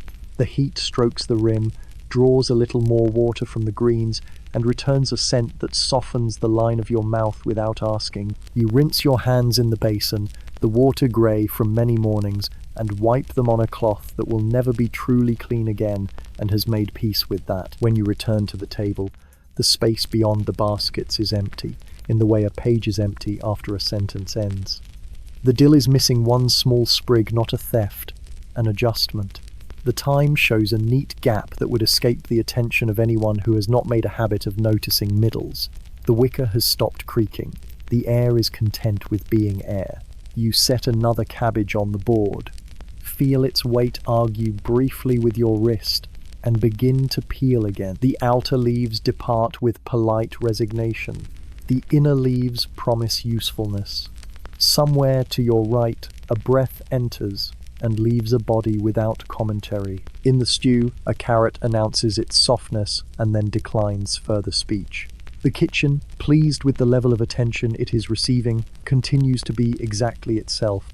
You keep your eyes on the green, your hands in the brine, your ears on the kitchen, the way ears learn to be on kitchens. The murmurs among the cabbage leaves have gone wherever murmurs go when they are finished. Perhaps they join the steam as it climbs. Perhaps they hide between pages of the day when no one bothers to read. You do not look for them. You cut, you salt, you press, you breathe. The bowl grows heavy again, and the room returns to its steady business, having briefly entertained the idea of being more interesting than usual, and then wisely chosen not to be. The spice jars sit along the high shelf, each capped with a wooden stopper worn smooth by many twistings. The row resembles a congregation, silent and expectant, each jar keeping its secrets in plain sight. Clay, glass, wood, whatever vessel was available when it was needed. Dust has settled around their bases like a fine border, unbothered by cloths that pass it by. You reach for the nearest, a clay jar still damp at the rim from morning's humidity. It holds dried marjoram, though it looks like nothing more than brittle fragments of leaf. The smell, once freed, rises sharp and green, cutting through the dull heaviness of boiling root. You pinch a small measure between your fingers and let it fall into the pot. It floats a moment before vanishing, its work hidden but assured. Your hand continues along the shelf, fingers brushing each jar, as if they were prayer beads. Caraway, coriander, dill seeds, a lonely pinch of saffron folded in waxed paper, treasured but rarely touched. Each carries its own history, its own chain of hands that brought it here. Merchants crossing mountains, peddlers muttering promises in marketplaces, brothers trading favors with kitchens in distant cloisters. All that effort now sits quietly on a shelf in a smoke-streaked kitchen, waiting to be pinched and stirred. Another hand reaches at the same time, from the other side. The sleeves brush first, wool on wool, dry and familiar. Fingers pause just beside yours, both sets hovering above the same jar of coriander. A silence gathers around the shelf, heavier than spice, lighter than air. Neither hand withdraws. The jar is lifted, not by one, but by two hands, yours and not yours, tilting slightly, steadied together. The stopper creaks free, and the smell of citrus and wood rises, sharper than onion, softer than fire. For a moment, the air is something different, brighter, expectant, like a door half open. You tip a few seeds into your palm. They roll, small and hard, clicking faintly like beads on stone. The other hand takes only two, no more, no less. They are lifted with care and scattered into the pot beside yours. The sound is nearly silent, but you hear it as clearly as the bell. The jar is returned to the shelf, both hands guiding it back to its dust circle. Fingers withdraw at the same time, as though following a rule. The sleeves part, each cloth falling into its own gravity again. The coriander scent remains, a thin thread weaving through steam, refusing to vanish. You take the spoon and stir slowly, folding the seeds into broth already heavy with onion and cabbage. The spoon makes the same patient circle, wood scraping wood at the rim of the pot. The seeds crack gently, releasing what they were meant to. The broth accepts them without question, turning slightly darker, slightly more itself. The figure beside you lingers only long enough to check the lid of another jar. A sprig of dill, dried nearly to dust, is lifted and set carefully back. No words, only the faint scrape of clay against wood as the jar is replaced. The sleeve brushes yours again, whether by need or by chance, and then the space is empty, filled only by steam and smoke. You breathe through your nose and let the coriander rest in your lungs. It sits there like a quiet visitor, polite but noticeable. The pot resumes its low murmur, bubbles rising in no hurry, each one a soft punctuation mark in the kitchen's long sentence. On the shelf, the jars stand as before, though now the coriander seems to lean forward slightly, proud of having been chosen. The dust has not moved, the stoppers have not changed, yet you know something has shifted and you know it will not be written down. You wipe your hands on your apron, though they are not dirty. The smell of coriander lingers on your fingertips, warm and citrus, sharper than the cloth can hide. You rest your hands on the table, palms open, and the room feels heavier, richer, as though a secret has been folded into its very air. You linger by the hearth longer than the task requires. The oven's open mouth radiates its low breath across your shins, coaxing warmth into your bones. You should move, there are roots to salt, dishes to wash, but your hands rest against the apron's folds and refuse to argue. The air here is heavy with the fat sigh of logs, the sleepy churn of cabbage and carrot in broth, and the faint resin of rosemary. It holds you in place like a chair with no legs. The fire bends toward you when you lean closer, its glow painting the inside of your robe. Sparks travel upward, then vanish, ashamed of their briefness. The oven stones hum with a steadiness that seeps into you if you stand still long enough. It is an invitation with no words, no promises, only heat reminding you it has survived many dawns. Your palms spread toward the blaze, closer than needed. The heat presses back, firm but gentle, warming your knuckles, reddening the skin. You trace small circles above the flame, pretending to test the temperature, though you are not. The warmth pulls inside your sleeves, climbs up your forearms, rests in your shoulders like a cat making itself at home. Behind you, feet shuffle. A basin clinks. The broom sighs over the flagstones. The kitchen is awake in its usual way, but the space here at the hearth feels set apart, claimed by warmth alone. You remain longer, your shadow growing and shrinking against the wall with each breath of the fire. Then it happens, not planned, not spoken. Another robe stops beside yours, just long enough to feel the oven's heat. Wool brushes wool.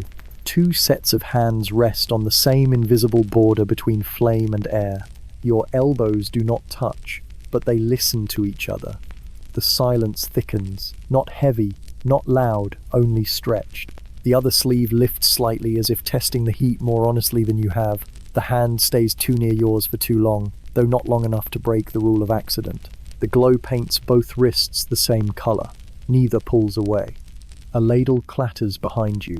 Someone laughs quietly, not about you, but the sound reminds the room it is not empty.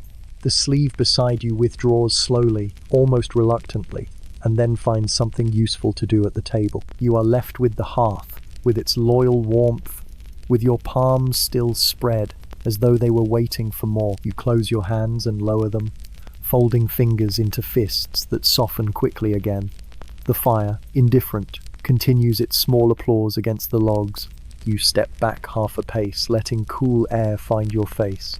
The warmth clings a while longer before loosening its grip. On the bench nearby, chestnuts crackle in their shells where they've been set to roast.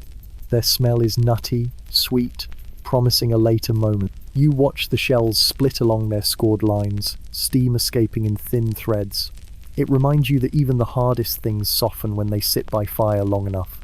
You move at last, carrying a log to the woodpile, not because the hearth asked for it, but because movement gives your hands something to believe in. You set it down with more care than necessary. The oven's glow follows you, warming your back as you turn. You let it fade slowly, carrying the echo in your robe, your skin, your breath. The fire stays where it is, doing what it always does. But you know that for one moment, longer than needed, you both stood nearer than the work required. The heat will not tell anyone. The smoke will keep its silence. The oven has seen too much to bother remembering. You discover the small heel of bread where someone has left it on the bench by the hearth, the crust as dark as walnut shell, the crumb showing its day-old honesty. It is no offering. It is simply here, which is how most things arrive. You turn it in your hand and feel the coarseness against your palm, the slow give of the inside, the toughness at the edge where heat has made its case. The smell is a quiet mixture of flour, ash, and yesterday's steam, still patient in the pores. You do not bite at once. You set the crust on the board and steady it with your thumb. A knife would be decisive, but the moment prefers fingers, so you bend the heel and listen to the small crack along its back. The crumb opens reluctantly, giving you two pieces that are not equal and do not pretend to be. You keep the larger because you are the one breaking, which is an old rule, and you are confident no one will complain. Around you, the kitchen continues its slow arithmetic. The pot accepts its own bubbles, counts them, and loses track in a comforting way. The oven gives a long, warm breath that does not ask to be named. A ladle touches a rim. A broom writes a thin line on the floor and then erases it. You put the smaller piece of bread aside where it might be overlooked, which of course means it will not be. You chew with the modest rhythm that suits dry crust. Teeth do their work. The jaw obeys. The crumb softens with the kindness of steam still hanging in the room. You tilt your head toward the hearth and let the warmth meet your cheek because it has offered. The taste is plain and decent, like a sentence without adjectives. You have no quarrel with it. A shadow leans on the table opposite. Not much of a shadow, just a slight interruption in the light where the oven's glow meets the bench. A sleeve hovers, then pretends to adjust a jar, then discovers that it has no reason to be here, and somehow remains. You glance at the smaller piece you broke and find yourself amused at how it has begun to look like a plan. You lift it and hold it in your palm as if judging weight. You are very fair. The sleeve lowers. A hand appears, palm up, the briefest cupboard open to air. You could place the crust there now and call it done. You do not. You turn it once more in your fingers until the crumbs make a small constellation along your skin. Then you set it into the waiting palm and make sure your fingers take a little longer than courtesy would recommend. The hand does not close right away. The crust sits there as if it has been invited to think. When the fingers fold at last, your knuckle meets the soft crease at the base of the thumb. It is not a touch with a name. It is simply the geometry of bread and hand and the foolishness of narrow benches. Still, the point of contact remembers itself. The crust leaves a few crumbs behind as it goes, marking your palm as if you had touched a small map and stolen a village. The other hand moves away. The sleeve straightens. The jar discovers that it truly did need straightening, and the crust vanishes along the line of the bench. You wipe the crumbs from your palm onto the board. They fall without noise and join the practical dust of flour that never entirely leaves. A wisp of steam brushes your face from the pot, which chooses this moment to remind everyone of onions. You take another bite of your own piece and find it improved somehow, though the bread has not changed since the last mouthful. You break off a smaller corner and offer it to the stew to soften. It accepts gladly, darkening along its edges, taking up broth like a modest sponge. When you lift it out, the bread leans toward falling apart and decides against it. You place it on your tongue and let the flavors assemble themselves with no hurry. Onion settled into sweetness, turnip almost polite, a breath of coriander you are not thinking about. Across the table, the hand that is not yours sets an empty bowl near the trivet, as if bowls have always chosen that particular spot. The crust is no longer visible, which is a fact so ordinary it deserves nothing but agreement. The bowl's rim flashes a dull ring of wear that the fire picks out and then forgets. Your eyes do the same. You pour thin beer from the second pot into a small mug, its clay lip chipped into a map of bays and headland. The steam carries the gentle bitterness of hops, the kind that straightens a back so it can return to bending. You drink and feel the warmth spread across your chest with the manners of a guest who knows not to speak first. On the board, your piece of bread grows smaller. You tear another bite and place it against the stew's breath to take on a little warmth. The bite waits there and becomes easy to chew.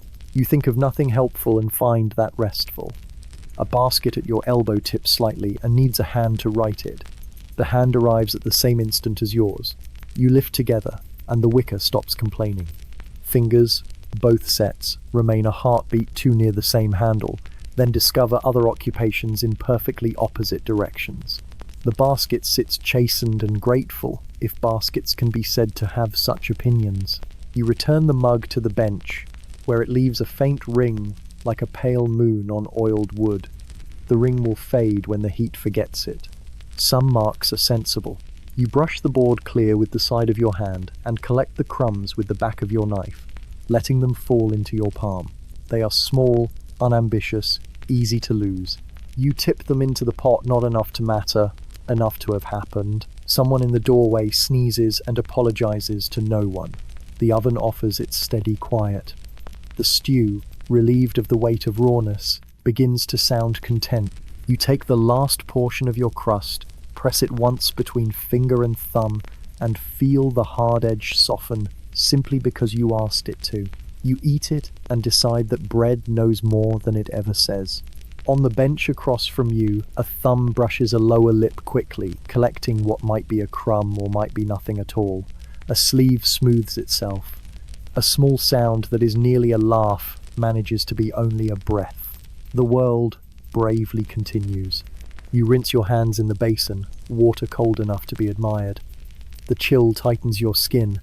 The scent of bread remains anyway, quietly installed among onion, smoke and wool. You dry your hands on a cloth that has given up its youth. Your palms, now clean, remember the warmth of another palm as if it had been a handled mug. The memory finds a shelf and sits there with the spices, behaving. You sweep the board with a rag. The crumbs depart like polite guests who were never certain they were invited. The rag smells faintly of lye and a long campaign against permanent stains. You place it back on its peg, where it pretends to dry. The pot calls for one last turn of the spoon, so you give it. The circle, dependable as ever, erases what it draws. You look at the empty space on the bench where the smaller piece of crust used to be, and you admire it for its emptiness. It has done its job. So have you. You take up the ladle, you take up the bowl, and you take up the day again, all with the same hand. The kitchen accepts your renewed usefulness with its usual grace. The passing of a crust was nothing, which is why it will be remembered. You return to the chopping block, its surface grooved and scarred from years of knives explaining themselves. The board smells of oak and onion, the kind of perfume that never leaves even when scrubbed with lye. You lay down another carrot, its orange skin dulled by soil, and set the knife against it. The blade rises, falls, rises again, each stroke steady, measured, inevitable. The pieces gather in a small pile, modest and quiet, waiting for broth. When you pause to shift the pile into a bowl, your eyes travel without intention across the block to the opposite side. There, another knife works with the same rhythm, though the strokes are slightly slower, slightly more thoughtful, as though the vegetables deserved conversation. You glance quickly and then look back at your own work, but in that blink of time, your eyes have met other eyes. The glance was brief, yet it stays, as stubborn as onion scent on skin. The knife continues its work because knives do not wait for thoughts. You slice a parsnip, pale flesh streaked with faint veins, each cut releasing a bitter tang that fills the air between you and the other side of the board. The sound of chopping overlaps your rhythm, their rhythm two patterns running side by side, blending into one cadence, then slipping apart again. You pretend to study the root, they pretend to study the herb sprigs scattered near their elbow. The block between you carries small evidence. Crumbs of dill cling to a damp corner. A sprig of thyme has rolled to the middle, caught between knives as though it were undecided. Your hand reaches to brush it away at the same moment the other hand does. The sprig is lifted by two fingers, then released quickly, as if guilty of nothing but existing. You clear your throat, though there is no reason. They tap the knife twice against the wood, a rhythm that could mean everything or nothing. The silence afterward grows wider, filled with the sound of knives striking root, root yielding to steel, wood catching the blow. Steam drifts from the pot on the hearth, carrying warmth across the block. It curls upward and hangs between faces, blurring the air. You wipe your brow with the back of your wrist, and in the blur you see eyes again, lifted from the work, holding yours for 1 second too long. You lower your gaze to the block, but the heat of the glance lingers on your cheek like firelight. A cabbage leaf falls from the pile, gliding slowly to the floor. Both of you lean at once. Your fingertips brush against theirs just above the leaf. The contact is dry, fleeting, but unmistakable. You both retrieve your hands as if the leaf had burned you, leaving it to rest where it landed. The moment closes with a knife striking root again, louder this time, as though to seal the air. You place the chopped roots into the waiting bowl, sliding them across with the flat of the knife. The other hand does the same, the bowls filling together, 2 heaps of food side by side. The steam thickens, clouding the edges of sight, making the chopping block feel smaller than it is. You pause once more, knife tip resting in a groove. The grooves are many deep lines from countless mornings, from knives wielded by hands that never noticed who else stood across from them, yet your hand hesitates there, caught in a mark carved by another life. You look up again, just long enough to see their knife also stilled, their eyes lifted, waiting, matching your hesitation. And then, as if in quiet agreement, both knives resume at once, steel against root, root against wood. The sound is steady again, ordinary again, as though nothing at all has happened. But the chopping block knows otherwise, and so do you. You take up the wooden yoke, its curve polished where shoulders have borne it for years. 2 buckets hang from iron hooks, their staves swollen from long acquaintance with water. You lift them and feel the strain travel into your back, a reminder that carrying is slower than filling. The buckets knock against your knees as you walk, sloshing faintly with each uneven stone underfoot. The path from the kitchen to the well is lined with puddles, each holding a small pale sky. You step between them, though the sandals welcome dampness without protest. The courtyard air is cool and smells of wet moss and faint ash drifting from the chimney.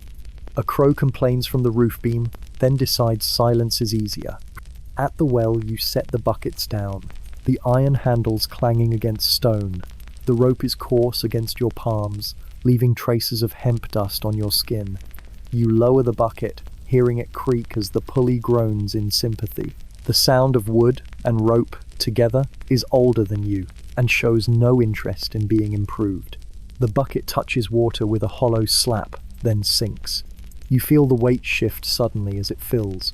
You haul it up, the rope pressing hard into your hand, your shoulder tightening with the effort. When the bucket emerges, water spills over its edge and trickles down the outside in thin silver lines.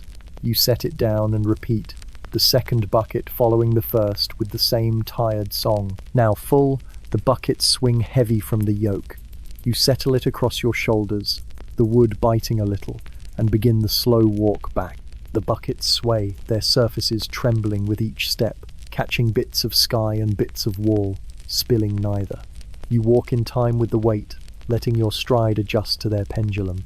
Halfway across the courtyard, another figure joins your side, carrying nothing. Their pace matches yours without effort. The silence between you is filled with the steady sound of water shifting in wood. You glance sideways without turning your head, and the corner of your vision notes the robe, the sleeve, the quiet company. The stones are uneven here, worn into dips by many feet. Your left bucket strikes lightly against theirs, though they do not carry one. The sound is hollow, wood to wool, no harm done. Still, the echo of that touch hangs in your ears longer than the sound itself. At the cloister walk, you both pause beneath the arch. You rest the yoke on the ground and roll your shoulders, feeling the ache bloom then fade. The other hand reaches out to steady one bucket as it settles, though it needed no help. The hand lingers half a breath too long on the iron handle, then withdraws as if reminded. You lift the yoke again. The buckets slosh their complaint, but you manage them into the kitchen where the fire greets you with its warm breath. You set the water down by the hearth, filling the air with the clean metallic scent of fresh-drawn well. The steam from the pot leans toward it, curious. The other figure sets nothing down, yet stands for a moment as though they had carried the same weight. A sleeve brushes your arm when they pass, not firmly, not carelessly, just enough to be felt through wool. Then they are gone, and you remain with the buckets, the yoke, and the ache in your shoulders, which suddenly feels less heavy than it did. You dip the ladle into one bucket and pour water into the pot. The hiss is soft, almost grateful. You wipe your palms on your robe and look at the yolk resting against the wall. It leans there now, innocent, though it remembers everything you carried together. The kitchen settles into its late morning hum, every task repeating itself with quiet confidence. You hear the broom whisper over stone, the pots whisper over fire, and above it all comes a sound not quite intended for ears, a low hum, steady, almost tuneless. It drifts like smoke from the far side of the room, barely rising above the bubbling of stew. You pause with your knife resting against a parsnip, listening. The tune is not from the hymnal, not from the chant books that echo through the chapel at set hours. It is looser, more private, no words attached, just a line of sound sliding up, then down, then staying somewhere in the middle as though undecided. The kind of tune that keeps a person's hands busy without their mind wandering too far away. The parsnip waits while you listen. The hum wavers near the herb bundles hanging from the rafters. It blends with the crackle of the fire until it becomes uncertain where one ends and the other begins. The voice is low, never sharp, more vibration than note. It swells once, just enough to be noticed, then tucks itself back into the background, as if shy about being overheard. You return to the knife, slicing clean, measured pieces. The hum continues, weaving itself between each stroke, filling the spaces your silence leaves behind. You catch yourself tapping the tip of the blade softly against the board in rhythm with the sound, as though accompanying it without meaning to. The tune shifts slightly, accommodating your rhythm, and you wonder if the coincidence is noticed. You add the pieces to the pot, where they vanish into steam. The smell of sweet root and coriander rises, meeting the tune in the air as if scent and sound belong to the same hymn. You stir, slowly, and the spoon makes its own music wood scraping copper, liquid folding over itself. Together, the three threads hum, scrape, bubble, become a chorus without ambition. The hum stops suddenly, as though it had been caught in the act. You glance sideways and see only a shoulder bent toward a bowl, sleeves rolled higher than the rules would allow if anyone were watching. The silence that follows is louder than the tune was, and it presses into the corners of the room. You keep stirring, not hurrying, not slowing, waiting. After a moment, the sound returns, softer, broken into smaller pieces now, almost like breathing on purpose. The shoulder shifts, the knife resumes its quiet rhythm, and the tune follows again. It curls around the rafters, invisible and unclaimed. You hum a note yourself, just one, low and nearly buried in the scrape of the spoon. It could be mistaken for clearing your throat, or for nothing at all. Still, the other hum adjusts slightly, meeting yours in the middle for a heartbeat before wandering away again. It is not harmony, not melody, just two sounds that happen to live in the same kitchen at the same time. The parsnip slices thin, the broth thickens, the hum ebbs and flows. You let it wash over you like the warmth of the fire, neither invited nor unwelcome, simply present. When it stops again, replaced by the clink of a bowl against the table, you miss it more than you expected. But the kitchen remembers, and so do you. You place your knife down, wipe your hands on your apron, and stand still for a moment. The silence stretches, softened by steam. Somewhere across the block, a hand adjusts a bundle of herbs, fingers brushing thyme leaves that rain down in small green flecks. One lands near your wrist, fragrant, sharp. You pick it up, roll it between your fingers, and let it fall into the pot, where it disappears with a hiss. The hum does not return, but the air keeps its echo. You stir again, keeping the circle steady, your breath falling into the same rhythm the tune once held. You know it will come back, in time. For now, the kitchen keeps its peace, filled with heat, scent, and the faint ghost of a song that pretends it was never sung. You stand on the low stool, the wood wobbling faintly beneath your sandals. Above you, the rafters spread their dark beams, blackened from years of smoke, their surfaces rough where the fire's breath has licked but never consumed. Strung across them are bundles of herbs tied in twine, their shadows hanging long and uneven against the ceiling. They sway a little when the draft moves through the high-slit window, as if bowing to some invisible rhythm. You reach up, sleeves slipping back toward your elbows. The air near the rafters is warmer, seasoned with dry leaf and soot. Your fingertips graze the dangling stalks of sage, first grey-green leaves curled in on themselves, brittle now, releasing a soft dust that sticks to your skin. The smell rises immediately, sharp and earthy, pricking your nose like a memory of open hillsides. You untie a small bundle and cradle it against your palm. The twine has left ridges in the stems, grooves pressed so deeply they will never forget. You carry it down carefully, the stool groaning as you step off. The bundle feels light, but the scent is heavy, filling the space around your chest. You lay it on the table, brush your hands down your sleeves, and the faint dust clings like a secret you cannot quite remove. The rafters still wait with their hanging crop. You climb again, reaching farther this time. Time crumbles when you touch it, releasing its sharp green tang into the air. You hold your wrist close and breathe it in. The warmth of the air has drawn the oils to the surface, and now it coats your skin with fragrance, as though it wished to be remembered. You lower the bundle, set it beside the sage, and let the dust scatter across the board. Another figure passes below, steadying the stool with one hand without speaking.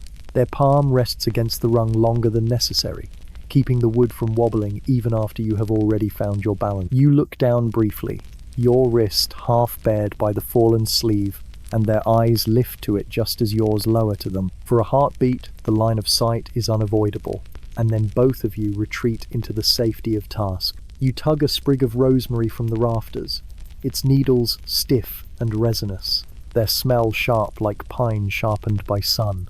It scratches faintly against your wrist as you draw it down, leaving a line of scent. The hand still steadies the stool. You murmur a quiet thanks that could be meant for the stool itself, and the hand withdraws without answer, leaving the wood to creak under your weight. On the table, the bundles gather a small field laid out in miniature, each herb carrying its memory of summer. The kitchen fills with their competing voices: sage, thyme, rosemary, dill. The stew pot catches their scent as the air drifts and begins to sound more cheerful in its simmer. You crush a sprig between your fingers, and the oils spread into your skin. You rub your thumb across your palm, feeling the faint tackiness, smelling the sharp greenness that lingers there. You tie the bundles again, smaller now, meant for the day's use. The twine scratches your wrist as you pull it tight, leaving small marks on your skin that echo the ridges on the stems.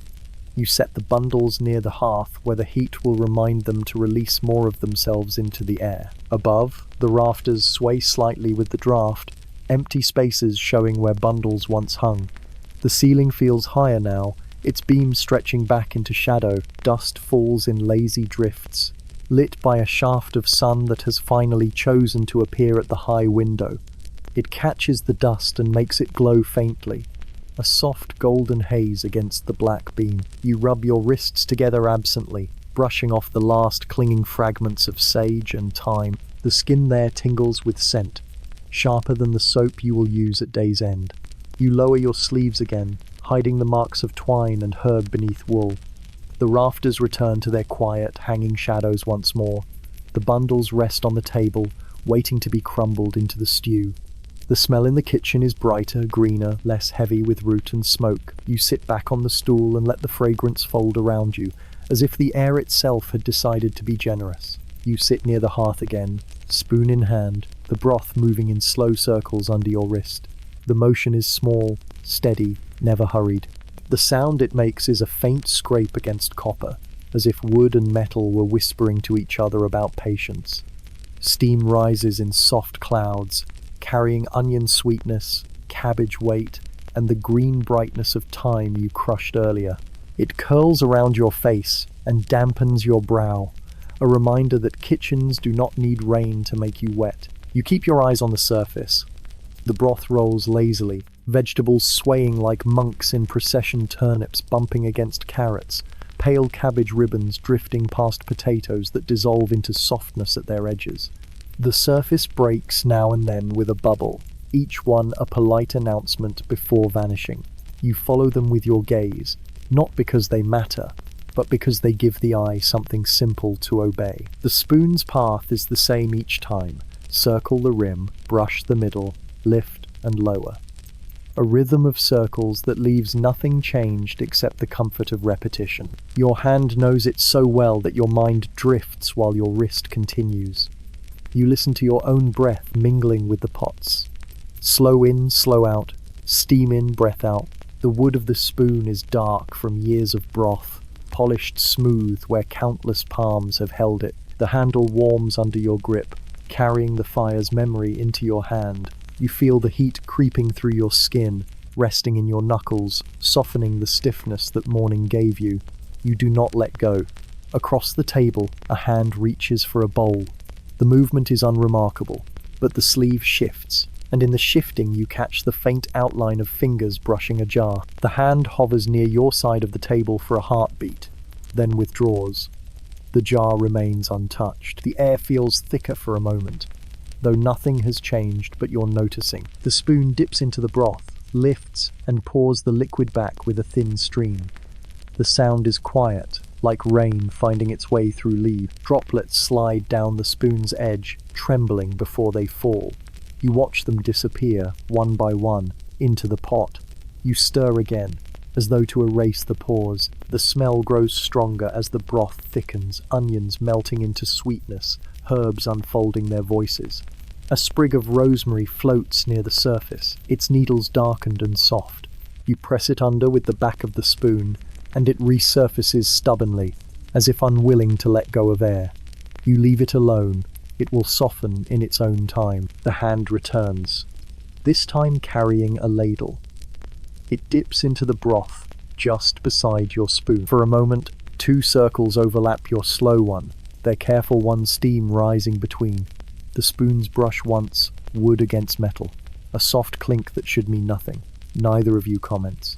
The ladle withdraws, full, leaving your spoon to continue its endless round. You lean closer to the pot, letting steam blur the air until everything looks softer. The broth swirls under your hand, vegetables moving in quiet surrender. The circle widens, narrows, widens again. You could do this forever, and the pot would never argue.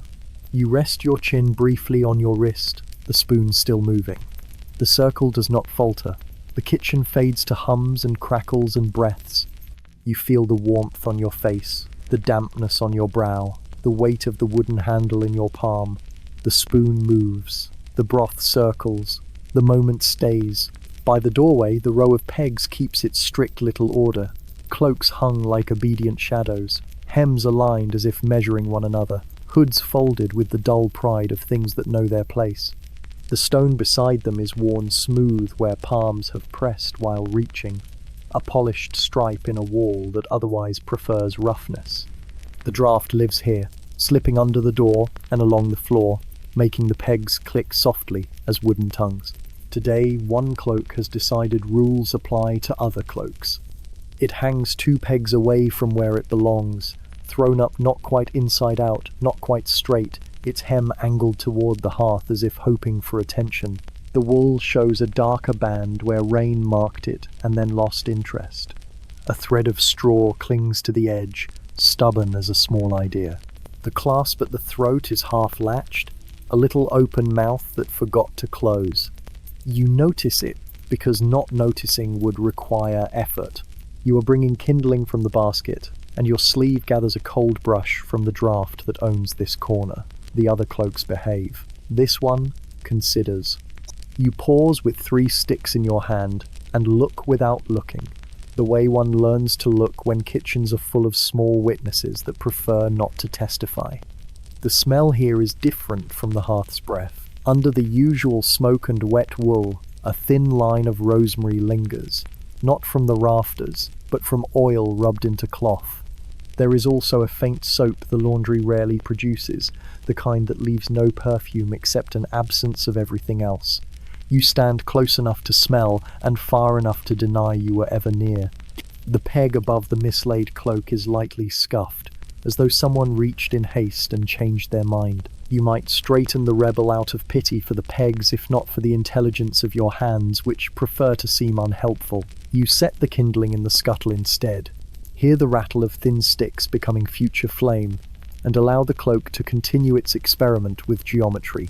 You crouch to sort the kindling thick pieces to one side, thin to the other, because sorting is useful when thinking is not. Your shoulder brushes the lower edge of the cloak. Cold wool touches warm sleeve, and the difference teaches both to behave.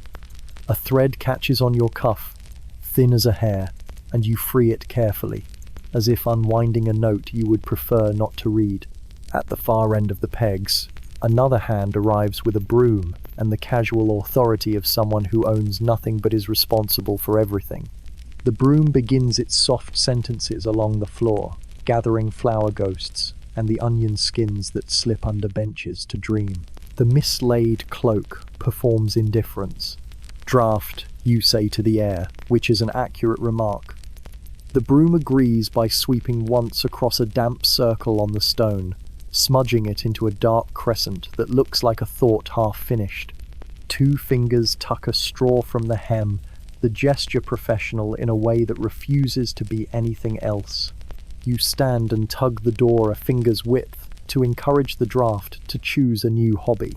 The hinge answers in a language it learned from rain. Outside, the courtyard keeps its pale day. Inside, the pegs settle. The cloak still leans toward the hearth like a pilgrim considering a shortcut. If you were to straighten it, you would take the hood, turn the hem, find the clasp, and close the small open mouth. You do none of that. You touch the peg instead, just the peg feeling the warmth that hands leave even in cold stone rooms. The wood is worn smooth from years of simple certainty. The cloak ignores your caution and continues to be itself, which is perhaps the point of cloaks. A sleeve approaches, familiar in its quiet. It reaches for the neighboring robe and shakes a rain bead from the edge, careful, practiced, unbothered. In the same unhurried motion, the sleeve nudges the wayward cloth a thumb's breadth higher on its peg. The adjustment looks like nothing at all. The hem straightens as much as its personality allows. The clasp closes with a soft click that might be the sound of manners. Better, you say, but only to the broom, which has finished speaking with the floor. The other sleeve withdraws, claiming a ladle from the wall as though it had always come for that. The ladle lifts, the pot accepts it, and the kitchen resumes its study of circles. You add the kindling to the hearth in the little tunnel you always leave so flame can remember it is not alone. Heat responds. As faithful as an old dog, the draft slackens, sated by a crack under the sill you cannot see. The row of cloaks returns to orderly shadow. Even the rebellious one, chastened by circumstances, rests more convincingly now. Still, it keeps one small announcement. The hem bears a twin line, a seam stitched twice with the same thread, not the laundry's habit. The knot sits on the outside, a little bump like a pulse. You would not have noticed if the cloak had not asked to be noticed by standing badly. You let your finger drift near, not touching, and then turn away with the excellent sense of someone who knows the difference between seeing and keeping. A bell speaks once from the refectory, not a call, only a reminder that time exists even when kitchens pretend it does not. You lower the stew lid, fold the towel, and lay it back on its hook. On your way past the doorway, you do not look again at the pegs, which is of course why you know exactly how they stand. The draft has chosen elsewhere. The cloak presents itself as if it had always been exemplary. You allow it the courtesy of being believed. You return to the hearth and the honest company of heat. The kindling settles into ember, the spoon resumes its rounds, and the kitchen resumes you. At your back, wool hangs, dries, forget. At your hands, broth thickens, remembers. Between those two, a door keeps its mind on hinges, and you keep yours on the work that proves you were here. On the hearth's side table, a small pan waits, blackened along its rim, its bottom scarred from years of fire. Inside it lies a shallow heap of chestnuts, their shells marked with neat little cuts made earlier with a paring knife. The cuts are crooked but serviceable, enough to let the steam escape when heat persuades the nuts to open.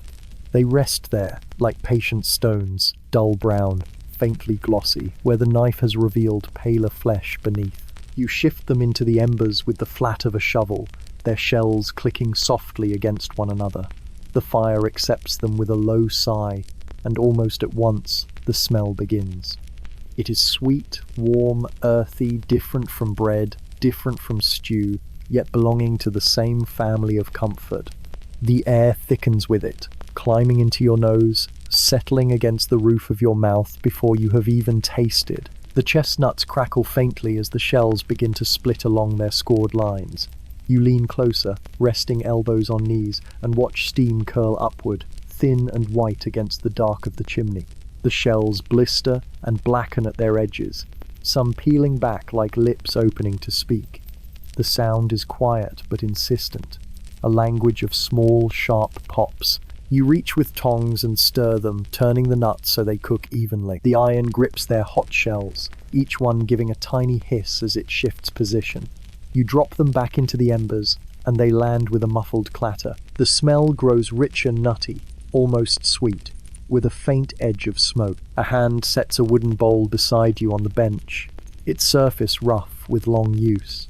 You glance, but do not speak. The hand rests there for a moment, long enough for you to notice the damp heat it leaves on the wood, then withdraws. You prod the chestnuts again, feeling the fire's warmth sting your face. When they are ready, you scoop them out, tumbling them into the bowl.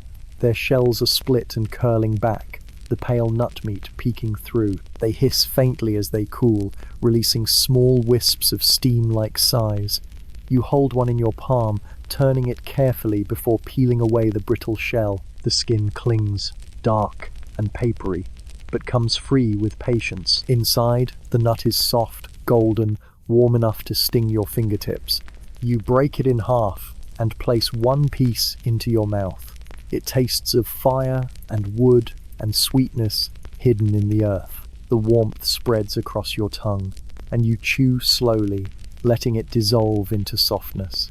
The second half waits in your palm. You glance toward the bench and see another hand resting there, as if by chance. You extend your palm slightly. The hand accepts, fingertips brushing yours just long enough to take the nut. The bowl sits between you now, filled with cracked shells and steam. Neither of you speaks. The fire does the talking, logs settling, embers shifting, chestnuts clicking faintly as their heat fades. You peel another, the skin stubborn, the nut underneath eager. You eat half, pass half, the rhythm as simple as stirring stew. The shells pile in a small heap on the board. Some are blackened, curled tight, as if still guarding their treasure. Others lie open, hollow, having already given all they had. The smell of roasted nut hangs in the air, mingling with cabbage and onion, creating a warmth that belongs to no one and everyone. You rub your fingers together, sticky with the faint oil of chestnut. The other hand does the same, brushing skin absently against apron wool. For a brief moment your elbows nearly touch. Then the hand lifts another nut, offers it without words. You take it, peel it, split it, share it back. The rhythm continues, quiet and unremarkable, the kind of sharing that pretends to be about food. When the bowl is nearly empty, you tip the last shells into the fire. They flare quickly, then collapse into ash. The warmth lingers in your mouth, your hands, your sleeve where it brushed another sleeve. The kitchen, busy with its usual murmurs, seems unaware. The pot bubbles, the broom whispers, the rafters hang their herbs. Only the faint sweetness in the air remembers the chestnuts, and perhaps so do you. The meal ends, and the bowls find their way to the basin by the wall, where water waits grey, lukewarm, carrying the day's first layer of grease and flour. You stand before it with sleeves rolled high, the wooden ladle set aside, the rag ready in your palm. The basin is carved stone, deep and square, its edges worn smooth by centuries of bowls being lowered, dipped, scrubbed, and stacked again. It smells of lye soap, faint and bitter, though the scent is softened by the steam still wandering from the hearth. You lower the first bowl, tilting it so the water fills and loosens the thin film of broth. The cloth follows, circling the rim, pressing into the grain of wood. Small bubbles rise, fragile and quick to vanish, like thoughts that never finish. Your hands move slowly, not hurried, not reluctant, simply steady. The water clouds further with each bowl, but you continue, trusting the lie to do what lie has always done. Beside you, another pair of hands joins in, wordless, dipping a spoon into the basin. The wood gleams darker when wet, lighter when lifted. The spoons knock gently against each other, a hollow clink that belongs to kitchens everywhere. Sleeves brush, once, twice, too often to be accident, too quiet to be remarked upon. You glance at the reflection in the water, it bends both your faces until they dissolve into ripples. You drop your gaze to the bowl instead. The cloth squeezes water over your wrist, running down in thin trails, collecting at the edge of your palm. You shake it away, but the dampness lingers. The other hand reaches into the basin at the same moment, fingertips grazing yours under the cloudy water. For a second, you cannot tell which fingers belong to which hand. Then the bowl is lifted, rinsed, and set aside, leaving the contact behind with the soap bubbles. You continue without pause. Another bowl, another circle of the rag, another rinse, another stack. The rhythm calms, steady as a chant without melody. The pile of clean bowls grows taller, leaning against the wall in patient silence. The water grows darker, less forgiving, but still serviceable. The sound of cloth against wood, wood against stone, water against basin, it fills the air more completely than words ever could. Your hands redden from the lie, the skin tightening slightly, but you keep moving. Across from you, the same motions mirror yours. 2 cloths, 2 sets of bowls, 1 basin, 1 rhythm. When the last bowl is set aside, the water is little more than a grey shadow. You lift the basin with care, tilt it toward the drain at the floor. The water leaves in a slow stream, carrying foam and scraps with it, until the stone is bare again.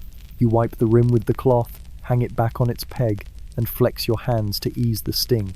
The other hands rest briefly on the edge of the basin, knuckles pale, veins faintly blue under damp skin. They remain there longer than necessary, as though listening to the stone itself. Then they withdraw, leaving only the faint smell of soap in their place. You dry your palms on the apron, the fabric rough against raw skin. The basin is empty now, the bowls stacked, the spoons quiet. The work is done. Yet the silence it leaves behind feels heavier than the task itself. You look down at your hands. They smell of lye, broth, and something else the water did not wash away. You rub them together once more, slowly, and let the kitchen swallow the sound. Evening arrives, the way flour settles slowly, softly, everywhere at once. The kitchen's heat loosens its hold, and the light that belonged to the high window slides off the table to find other work. What remains is hearth glow and the patience of shadows, long as ladles, gentle as steam. You stand a little while to let your eyes relearn the room, the corners deeper, the copper row turned to a procession of dark moons. On the side shelf, the lantern waits with hornpanes clouded by use. You lift it, feel the sturdiness of its wooden frame, the little door rasping on its pin. Inside hangs a stub of tallow, its wick bent like a tired reed. Beeswax is for the altar. Kitchens take animal fat and make peace with the smell. You open the tinderbox flint, steel, a ragged square of char, and kneel by the embers that keep their slow gossip. The first strike throws a brief star, then another. Sparks kiss the cloth, bite and hold. You blow carefully, lend breath to fire, and the scrap brightens from coal to orange to a steady yes. The wick accepts the flame with a small complaint. The horn needs the light until it is butter soft. You hang the lantern by the pegs and set another on the table, a twin that remembers different hands. Their light is nearer than day, a light that prefers faces to distances. Shadows gather behind baskets and under benches like friendly conspirators. Copper pots collect coins of glow along their bruised bellies and spend them slowly across the wall. The room begins to speak in new colors, amber on wood, sienna in soot, a subdued gold in the flour dust that never quite leaves the air. The stew mutters into quietness, thick and resolved.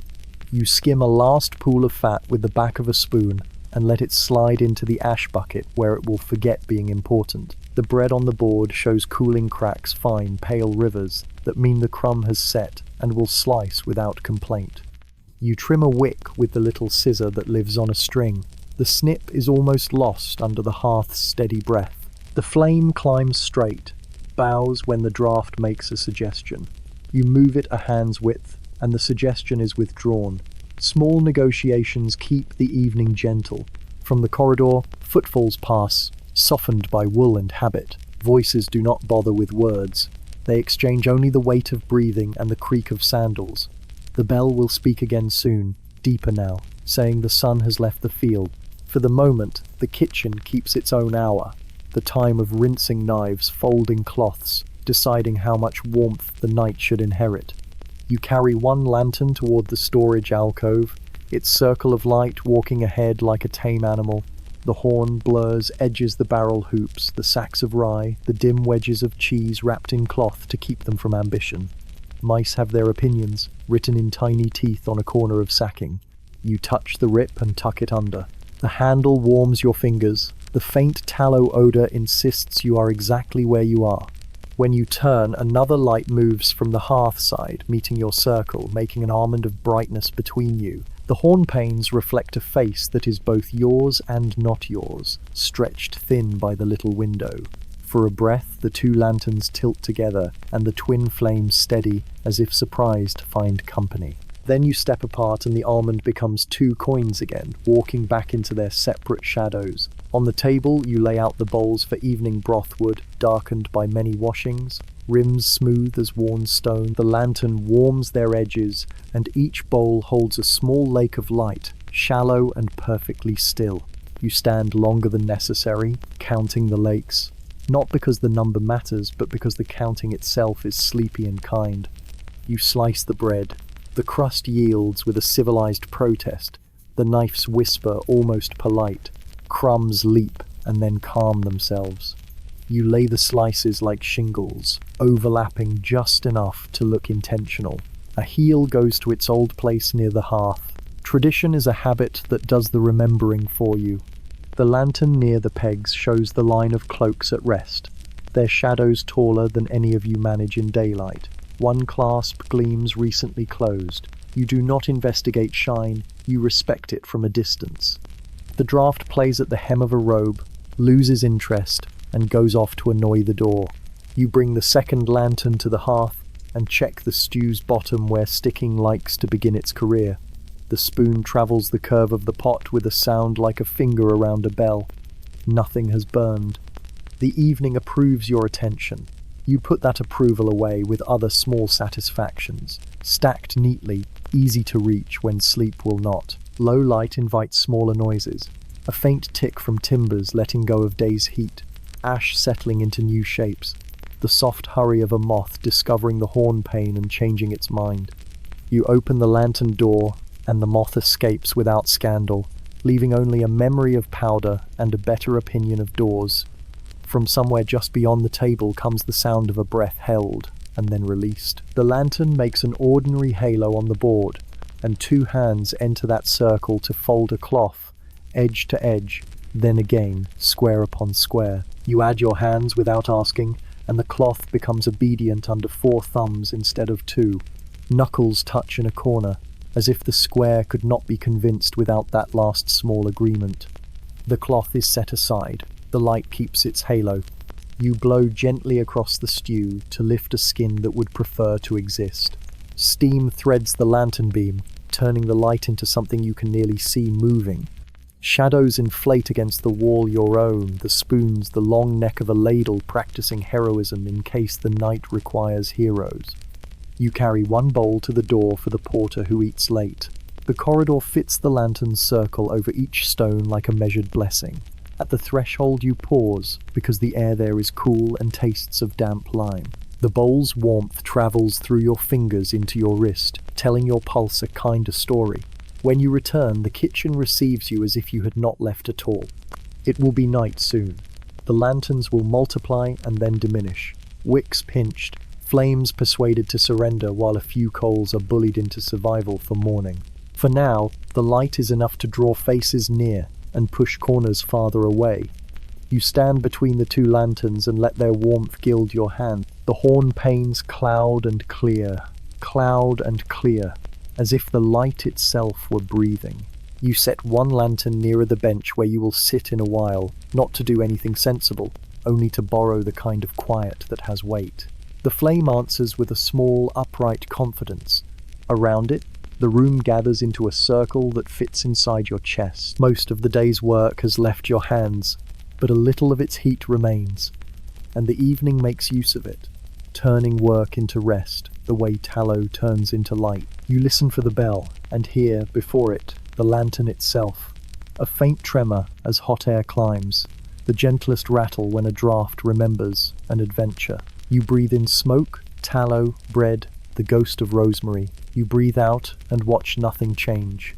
The walls are nearer, the shadows longer, the light kind. You let it be enough. The kitchen has quieted into a softness that belongs to evening, but not all the corners agree to silence. By the barrel near the wall, behind the stack of baskets, a sound stirs that is not fire, not spoon, not broom. It is laughter, small and folded in on itself like a secret told to a sleeve. It does not travel far. It tries not to travel at all. You hear it while rinsing the ladle, the water clinking softly against its bowl. The sound reaches you, pauses as though deciding whether to continue, then flickers again, half a chuckle, half a sigh. You set the ladle on the table, wipe your hands against the apron, and let your ears do what eyes should not. The barrel is tall, once used for beer, now half filled with grain. Its staves are dark with dampness, iron hoops rusting in quiet rings. Behind it, shadows gather like robes hung to dry. That is where the sound hides, faint and quick, released in bursts that end before they can echo.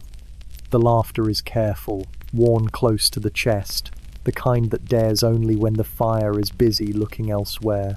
You do not move toward it, but you tilt your head as if listening to the stews simmer. A hand appears briefly on the rim of the barrel, fingers tapping once, twice, as if keeping time with a story you were not meant to hear. Then it vanishes again. Another murmur rises half a phrase, then laughter again, soft as cloth shaken gently. You lower your gaze to the floor where light pools in amber circles from the lanterns. Dust motes dance in the glow, unconcerned with secrecy. You sweep a few crumbs with your palm, letting them fall into the fire, their small crackles disguising the noise behind the barrel. The sound persists, softer now, as if testing whether the kitchen has ears. The laughter stops suddenly, like a candle pinched out. Silence expands, thick, deliberate. You stir the pot once, spoon making its ordinary circuit, wood against copper, nothing unusual. From behind the barrel comes only breathing, controlled, steady, pretending not to exist. Then the barrel shifts slightly, not enough to draw attention, only enough to remind you that space can be shared even when no one says so. The hand reappears, this time brushing the floor, fingertips tracing a line through flour dust before curling back into shadow. You notice the trail left behind, a pale mark like a path no one walked. You take up a rag and wipe the table, drawing circles that echo the spoon's earlier path. The cloth smells faintly of lye and onions. The sound returns, not laughter now, but a breath caught between teeth, too sharp to be sigh, too soft to be speech. It lives for a heartbeat, then hides again. You lift a chestnut shell from the hearth, blackened and curled, and roll it between your fingers. It cracks faintly, a sound that might cover another sound. You drop it into the ash bucket and watch it vanish among the grey. The lantern by the pegs flickers as the draught nudges it, sending shadows across the wall. The barrel's shadow stretches and bends, wider than it should be. In the movement, you glimpse the shape of a shoulder, the edge of a hood, the suggestion of someone leaning too near another someone. The flicker passes, and the shadows settle back into obedience. You straighten the row of bowls on the shelf, aligning their rims, though they were already aligned. Behind the barrel, cloth shifts faintly, the rustle of wool against wool. Then silence again, perfect and complete, as though the room had imagined the sound. You do not turn, you do not ask. You carry the rag to the peg, hang it by its frayed corner, and let it swing once before it stills. The laughter has gone where it was told to go. The barrel keeps its secrets. The lantern hums quietly, unaware, But the air remembers.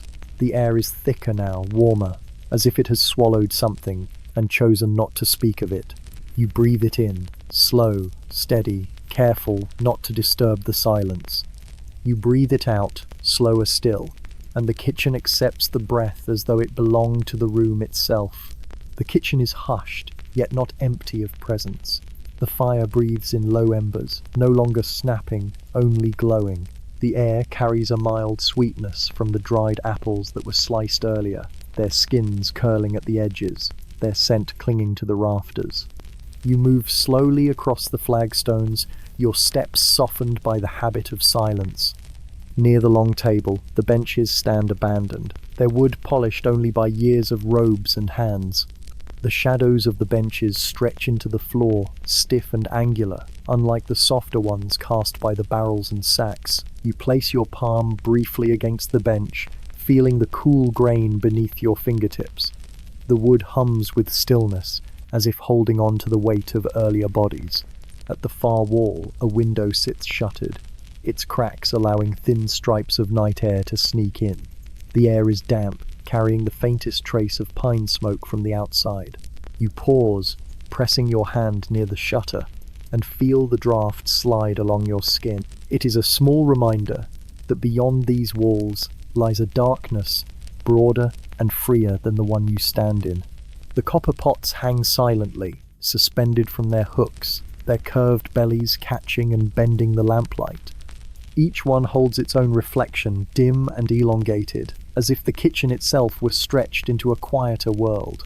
You glance at your own shape, in one of them blurred, doubled, faint, like a ghost who stirs but does not speak. The hearth glows faintly with ash. You prod a log with the poker, though the log does not need it. Sparks rise lazily, drifting upward until they vanish into the dark above the chimney. Each one flickers like a thought that almost wishes to be voiced, then quickly decides against it. You cross to the shelf of dried herbs. Bundles of sage, rosemary, and marjoram hang in tidy rows, their leaves brittle, their stems tied with pale string. You brush a hand along them lightly. They crumble at the touch, releasing faint perfumes that fold into the kitchen's heavier smells of smoke and grain. The mixture is comforting, steady, the sort of scent that promises repetition without end. Near the door, a jug of water sits against the wall, its clay sides cool and damp to the touch. You lift the lid, dip the ladle, and drink a slow mouthful. The water tastes of stone, clean and faintly metallic, the taste of the well itself. You swallow carefully, then let the coolness linger in your chest, balancing the warmth of the hearth. The barrel in the corner does not stir. The silence there is heavier than elsewhere, a silence chosen, deliberate. You do not approach it. Instead, you sweep your gaze over the floor once more, noting the faint tracks of flour, the scatter of husks near the table leg, the curved outline left where a stool once stood. Everything seems in its place, even the marks of absence. You sit on the edge of the bench, your palms resting flat on either side of your thighs. The wood is solid, unyielding, yet it receives you without complaint. Your eyes trace the ceiling beams overhead, darkened by years of smoke, running across the length of the kitchen like ribs holding up the body of the room. Between them, the shadows deepen, as though the roof were stitched together by night itself. The quiet thickens. You hear your own breath as clearly as if it were someone else's. In, steady, out, slower. The kitchen breathes with you, each exhale softening the fire, each inhale drawing in the scents of herbs and ash. You feel no need to fill the silence. It has already chosen its shape, and you are inside it. The jug is set back in its place, the ladle returned to its rim. You rise, adjust the bench a finger's width so it aligns with the table, then let your hands fall to your sides. The lantern wavers once in a draught, light gliding across copper, then steadies again. Shadows return to their old positions, as if nothing had been disturbed. You take another breath, slow, deliberate, and the kitchen accepts it like a confession it has heard too many times before. You choose the narrowest path the kitchen offers, which is generous of you because the kitchen has several that compete for the honor. Between hearthstones and the long table runs a lane made for one careful body at a time, a lane designed by someone who loved elbows negotiating treaties. You hold a bowl of sliced roots in both hands and begin the small procession past hanging ladles, past the peel like a sentry, past the bench corner that stubs pride more than toes. The air here is warmer than the rest of the room, as if the fire keeps a private corridor for itself. Tallow thickens the lantern light, turning edges soft. Steam wavers from the pot and finds your face without asking permission. It smells of onions learning manners, thyme persuaded to behave, cabbage choosing not to sulk. Your sleeves, rolled halfway, drink a little damp and then pretend they did not. At the pinch point, another figure arrives from the opposite end with the inevitability of bells. There is no room for ceremony. There is barely room for disagreement. You both turn your shoulders only a finger's width, and in that brief turn, the wool of one sleeve learns the wool of another. Cloth on cloth. A dry hush like a page turned by someone who already knows the story. Your skin notices through the layers and files the knowledge where the kitchen keeps other useful records. You keep moving. They keep moving. The lane, pleased with itself, widens again by the width of a thought. You set the bowl near the hearth and take up the spoon, pretending this was always the destination. The spoon makes its circle, faithful as ever, erasing tracks as it draws them. Behind you, footsteps go to the water jar, pause, return along the tight path, slower now, as if the stone has suggested a different opinion. When you turn back with the empty bowl, the passing happens again, sleeve to sleeve, 2 notes on a string. You say it is the nature of small kitchens, and the kitchen nods. The rafters do not comment. The lantern hums. You proceed as if the world were made of lanes and errands and harmless collisions. You fetch the salt, cradling the crock so the lid will not chatter. The salt smells of damp cellar and miner's patience. Halfway down, the lane offers you the same problem. There is a small adjustment, a choreography the room has taught you. Shoulders quartered, chin lowered, elbow obedient to the geometry of restraint. The sleeves meet with the respect of colleagues, no flourish, no apology, acknowledgement. A few crystals leap to your cuff.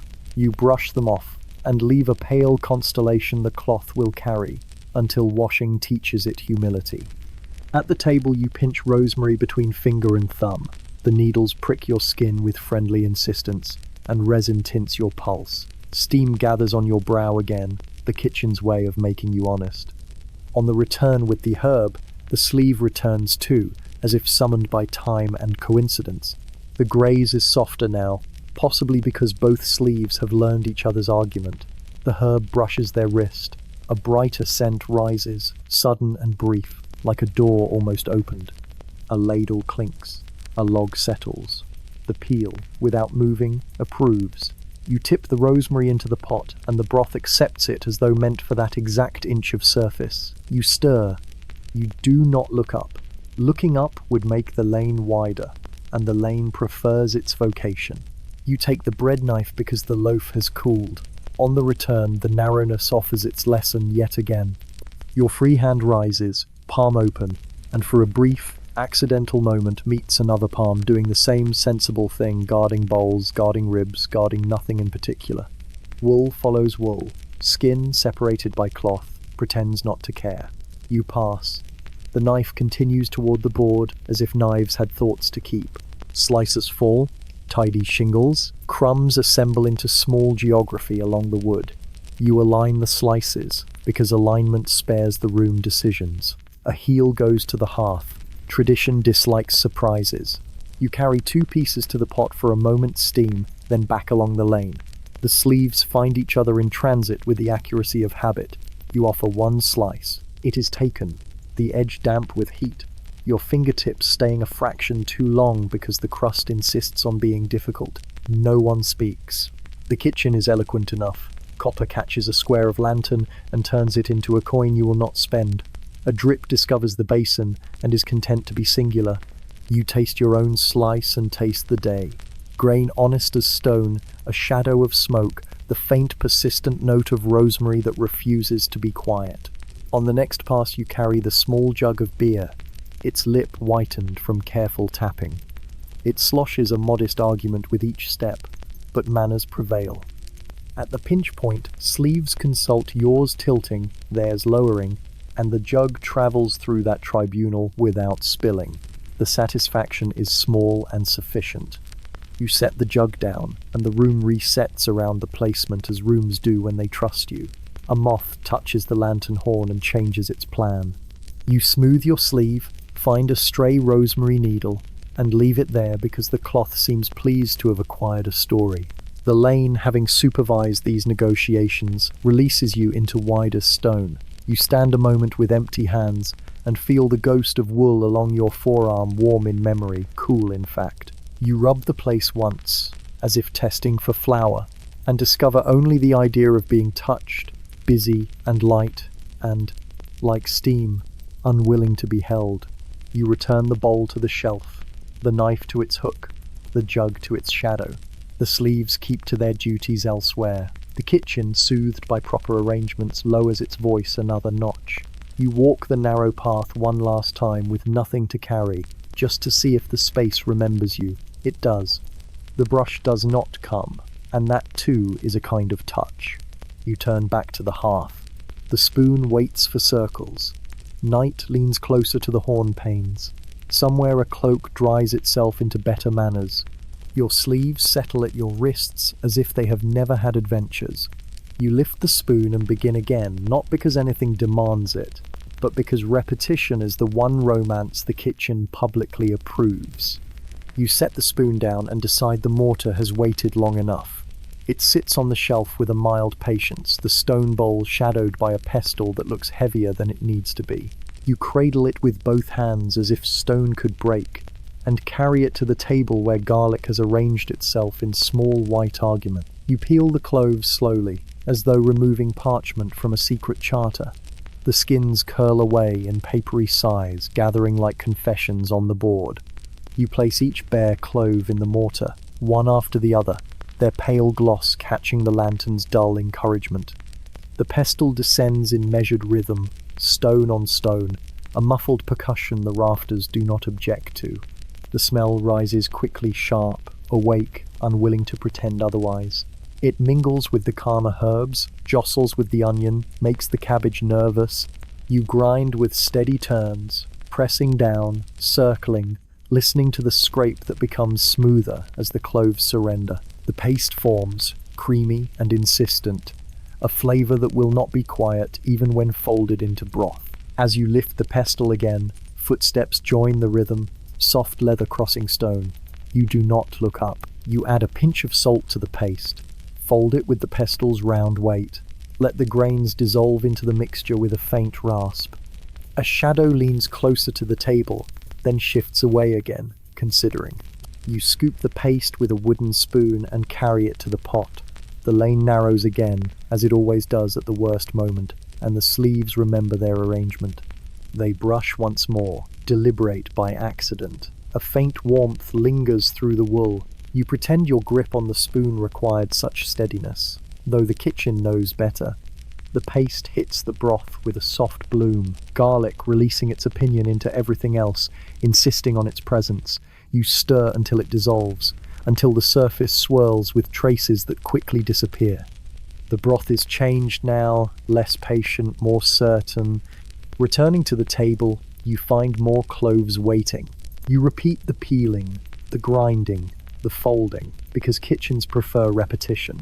The skins pile higher, curled shavings of silence. The smell thickens, seeps into your hair, clings to the wool, finds its way into the folds of sleeves and stays there, stubborn as a vow. When the footsteps return, you do not shift. You let the brush of cloth announce itself without needing eyes. The pestle continues its circle. The garlic continues to give itself away. Wool on wool, breath near breath, nothing said. The mortar approves with another muffled note. Later, you carry the second spoonful to the hearth. The lane delivers its lesson again. Steady, predictable, necessary.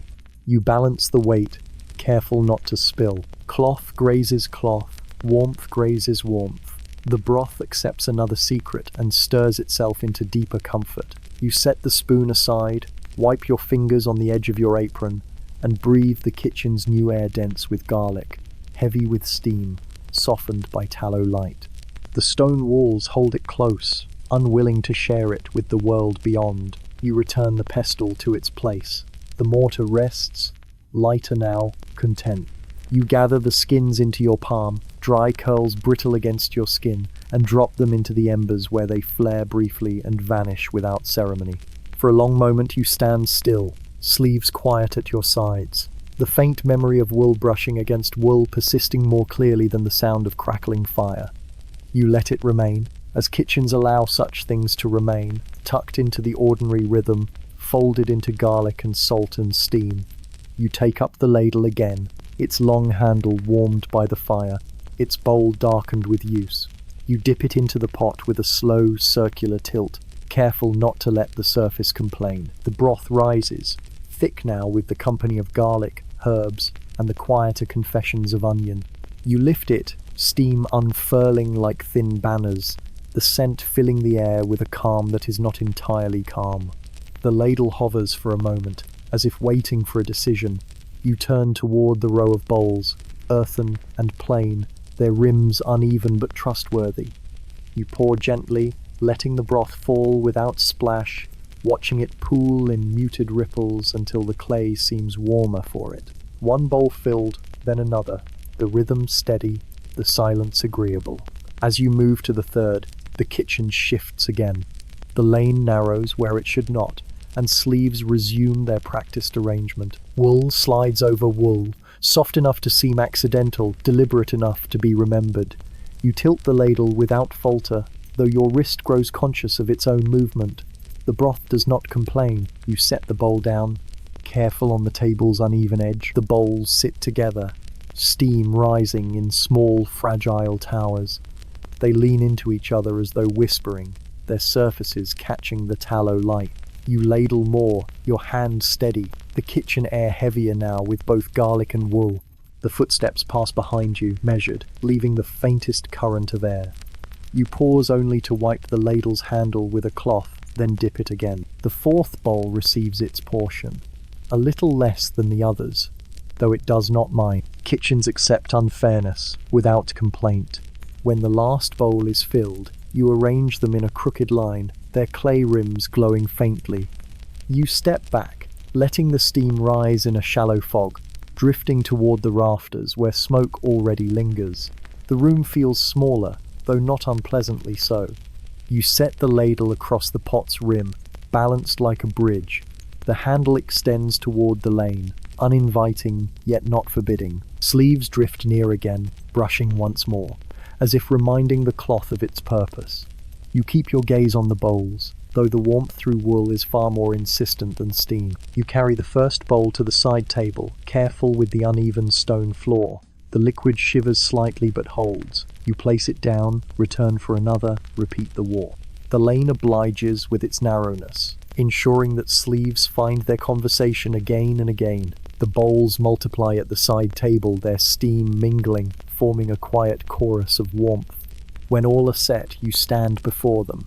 Steam softens your face, dampens your hair, seeps into the folds of your apron.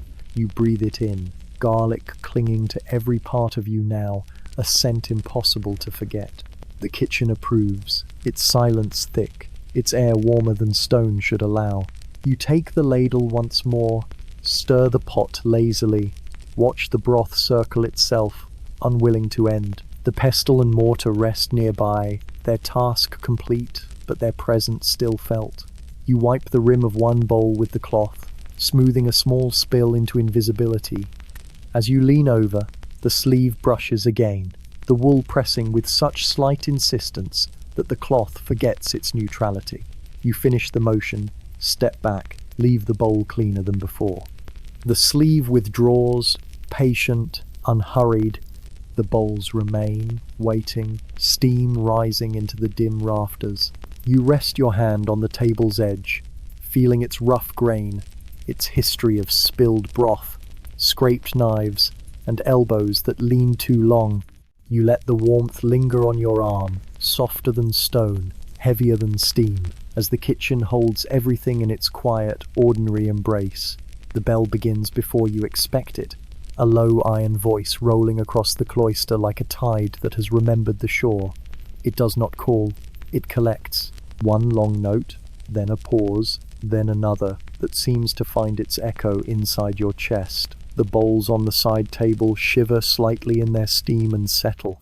You look once around the kitchen, the hearth, a red animal breathing slowly, the lanterns pressed into their small duties, the row of copper turned to dark moons. And you agree with the bell that evening is finished with its cooking. You tip the ladle back into the pot, let it rest like a wooden oar on a copper lake. The cloth folds twice beneath your hands and becomes a square again, obedient to corners. You pinch the lantern wicks shorter, so the flames stand modest and straight. Ash sighs when you nudge the coals into a tidy oval that will keep one ember stubborn until morning. The room grows less bright but more sure of itself. The bell speaks again, deeper this time, as if remembering older stone. You take your robe sleeves down from their work height, wool slipping over wrists that still smell of garlic and rosemary. The scent finds a home in the cloth. It will travel with you like a quiet companion no rule can forbid. You pause at the pegs long enough to touch the yoke's worn curve with 2 fingers, a nod to weight already carried today. The mislaid cloak from earlier now stands in perfect manners, clasp answered, hem chastened. You let it be exemplary. At the threshold you lift the nearest lantern. Hornpanes cloud and clear, as if the light were breathing for you. The bell gives 3 short notes, then one long that seems to spread along the arches and lie down there to rest. The door hinge remarks upon damp weather. You answer it with the same patience you gave the stew. Beyond, the cloister receives you with its square of dark air and the cool salt of stone. Your sandals learn again the shallow groove worn into the threshold by 100 years of feet going from heat to prayer. The air outside is soft and carries the ghost of rain. Puddles along the walk are pieces of sky gathered into bowls the earth has made. They reflect the lantern as a broken ribbon, bright in 4 or 5 places, dim in between. The arches lift the bell's voice and return it at a distance, like an elder repeating words for younger ears. You move in step with the sound, slow as water poured carefully. The lantern's circle travels with you, putting small coins of light onto each flagstone and taking them back when your heel leaves. Under the eaves, a drop falls, then another, then none. Your hood tastes the last of the weather and decides not to complain. From the garden, rosemary remembers its shape by scent alone. The well rope hangs like a quiet line someone forgot to write on. A figure joins the walk a few paces ahead, lantern lowered, shadow walking taller than its owner. The bell does your introductions. You do not speak. Sleeves no longer rolled, keep their lawful distance, though the wool still remembers what wool remembers.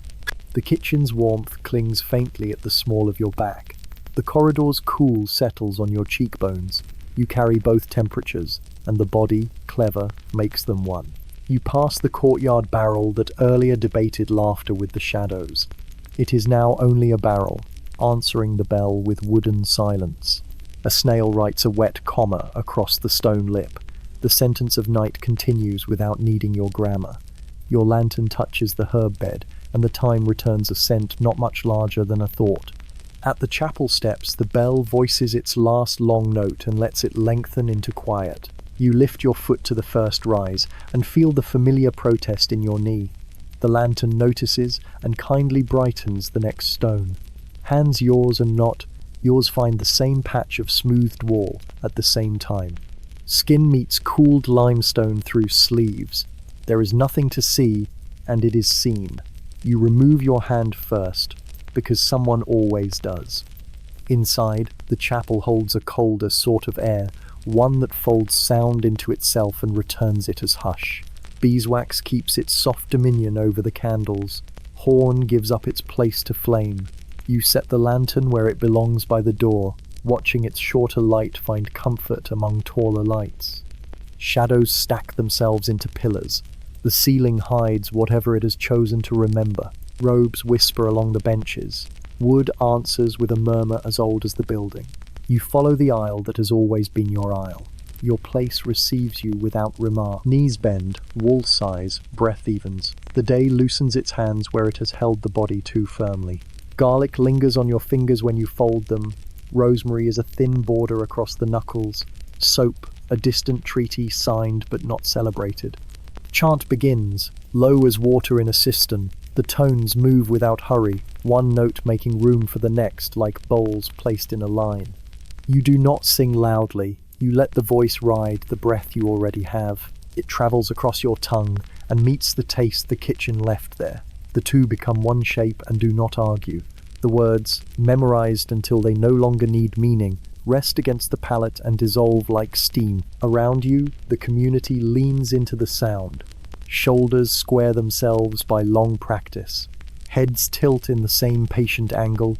Somewhere to your left, a familiar syllable arrives half a heartbeat late, as it always does. Somewhere to your right, a cough has the courtesy to be small. You keep the line, keep the breath, keep the place where hands rest. The bell is quiet now because voices have accepted its work. In the pause between psalms, you hear the chapel as a vessel, stone taking in warmth, wax adjusting its own small horizons, a wick discovering a shorter self and agreeing to it. Your pulse, which belonged to chopping and stirring an hour ago, belongs to syllables now. If you listen underneath the chant, you can still find the kitchen circle, the spoon tracing the pot, the ladle pouring evenly, the mortar's dull heartbeat. They keep time with the psalm as if kitchen and choir were two faces of one clock. The prayer moves toward its ending the way light fades on copper gently, over surfaces that already know how to accept change. The final amen is not a door shut, but a door that has decided it can stand open without letting the night in. Benches complain softly as bodies stand. Cloth rubs cloth in the language of necessary movement. You bow, because bowing arranges the spine into a truth older than thought.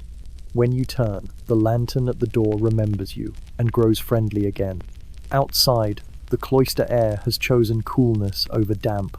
The puddles have traded pieces of sky for a handful of stars, scattered and serious. Your sandals find the groove in the threshold a second time. The groove welcomes them as if the stones themselves kept attendance. You carry the lantern back along the walk. The kitchen's doorway is a lower darkness, stitched with ember glow. You open it with the same care you closed it. Warmth leans in as if it had been waiting at the sill. Behind you the bell offers no more speech. Its silence is a benediction you wear like a second hood. You step inside and let the door know it has done well. The embers show their red alphabet. The bowls rest under a cloth that has learned to be a blanket. You hang the lantern and find the spoon where you left it, a small moon of grease on its lip catching the last of the light. Night prayers are finished.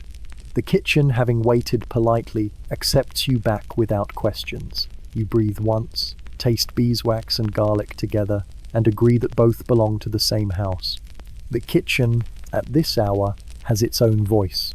It does not speak with bells or chant, but with the slower noises of cooling stone, timber remembering the day's warmth, and ash shifting beneath its blanket of grey. You stand within it, the lantern placed back on its hook, and the embers glow faintly, as though unwilling to surrender. The air is thick with what you have given it. Garlic still strong, rosemary faint but stubborn, broth absorbed into every surface. You set your hand to the table's edge and feel its roughness under the soft film of lingering steam. The bowls sleep beneath their cloth, a small congregation waiting for dawn's hunger. Each holds a measure of warmth that will not last, but it is enough for now. You lift one corner of the cloth, glance at the sheen across the broth surface, then lower it again with the same gesture you might use to comfort a restless child. The mortar and pestle sit where you left them, stone heavy, wood scarred. You brush the pestle with your sleeve, removing a dusting of garlic that refuses to depart. It leaves its scent in the wool, adding itself to the day's catalogue of perfumes: sweat, smoke, rain, tallow. Each fibre of the robe has become a ledger of small truths. You pour a ladleful of water into the pot, not to thin, not to season, but to persuade the copper to cool without complaint. It hisses gently, a final remark, then settles into quiet. You stir it once, slowly, until the water disappears into broth. The spoon's handle presses against your palm, warm where it has rested, smooth where long years have rubbed away sharpness. At the far end of the kitchen, the window admits only a suggestion of sky. Night has erased shape, leaving only darkness against darkness. Yet you sense the stars outside, scattered and careful, like crumbs set aside for birds. You lean closer, breath fogging the pain for a moment before the glass forgets you again. You sit at the bench, lowering yourself with the slow caution that your knees demand. The wood remembers you. It creaks once in recognition, then holds still. Your hands rest palm down on the table, a posture neither prayer nor labor, simply the body remembering itself. Steam still coils upward from the bowls, though thinner now, like incense at its last thread. The sleeve across from you brushes against the air, nothing more. The robe hangs, folded correctly now, though its wool has taken the garlic too. You imagine, without deciding, that another bench has received another body elsewhere in the cloister, its hands resting just so, its breath answering yours without knowing. The thought is neither comforting nor troubling. It simply exists, as stone exists, as garlic exists, as chant exists. Your shoulders loosen. The weight of the yoke no longer presses. The pestil's pulse has gone quiet, though its echo lingers in your muscles. The broth has stopped circling. It rests now, as broth must. Even the bell seems to have buried itself in silence, heavy and content above your head. You close your eyes. The kitchen remains without needing sight. Heat presses faintly against your cheek from the hearth. Cloth carries its remembered brush across your arm. The bowls breathe out the last of their warmth. A drip of water in the far basin counts time without hurry. In that stillness you sense the day folding itself, not closing like a door, but folding, neat corners aligned, as if set upon a shelf where other days already rest. It will remain there, smelling faintly of broth and rosemary, its seams touched by wool, its spine bound in stone. You will not need to open it again, though you will know where it is. You let the stillness deepen until even the garlic fades into memory. The kitchen holds you, steady and entire, as the night beyond arranges its stars. Nothing is missing, nothing is hurried. The body understands that this is rest, and the heart agrees. The kitchen holds itself now like a chest with the lid lowered. No clatter, no bustle, no smoke rising. Only the settled hush of stone and timber, each surface cooling at its own slow pace. You remain within it, your body still, and your eyes half closed, as though you too have become another vessel among the pots and bowls. The air tastes faintly of garlic still, though softened by the night. The sharper edge has gone, leaving something mellow, almost sweet, clinging to your tongue and the back of your throat. You breathe it in, then let it slip out, as if passing through you is all it ever wanted. The benches stand as if carved from the same quiet as the walls.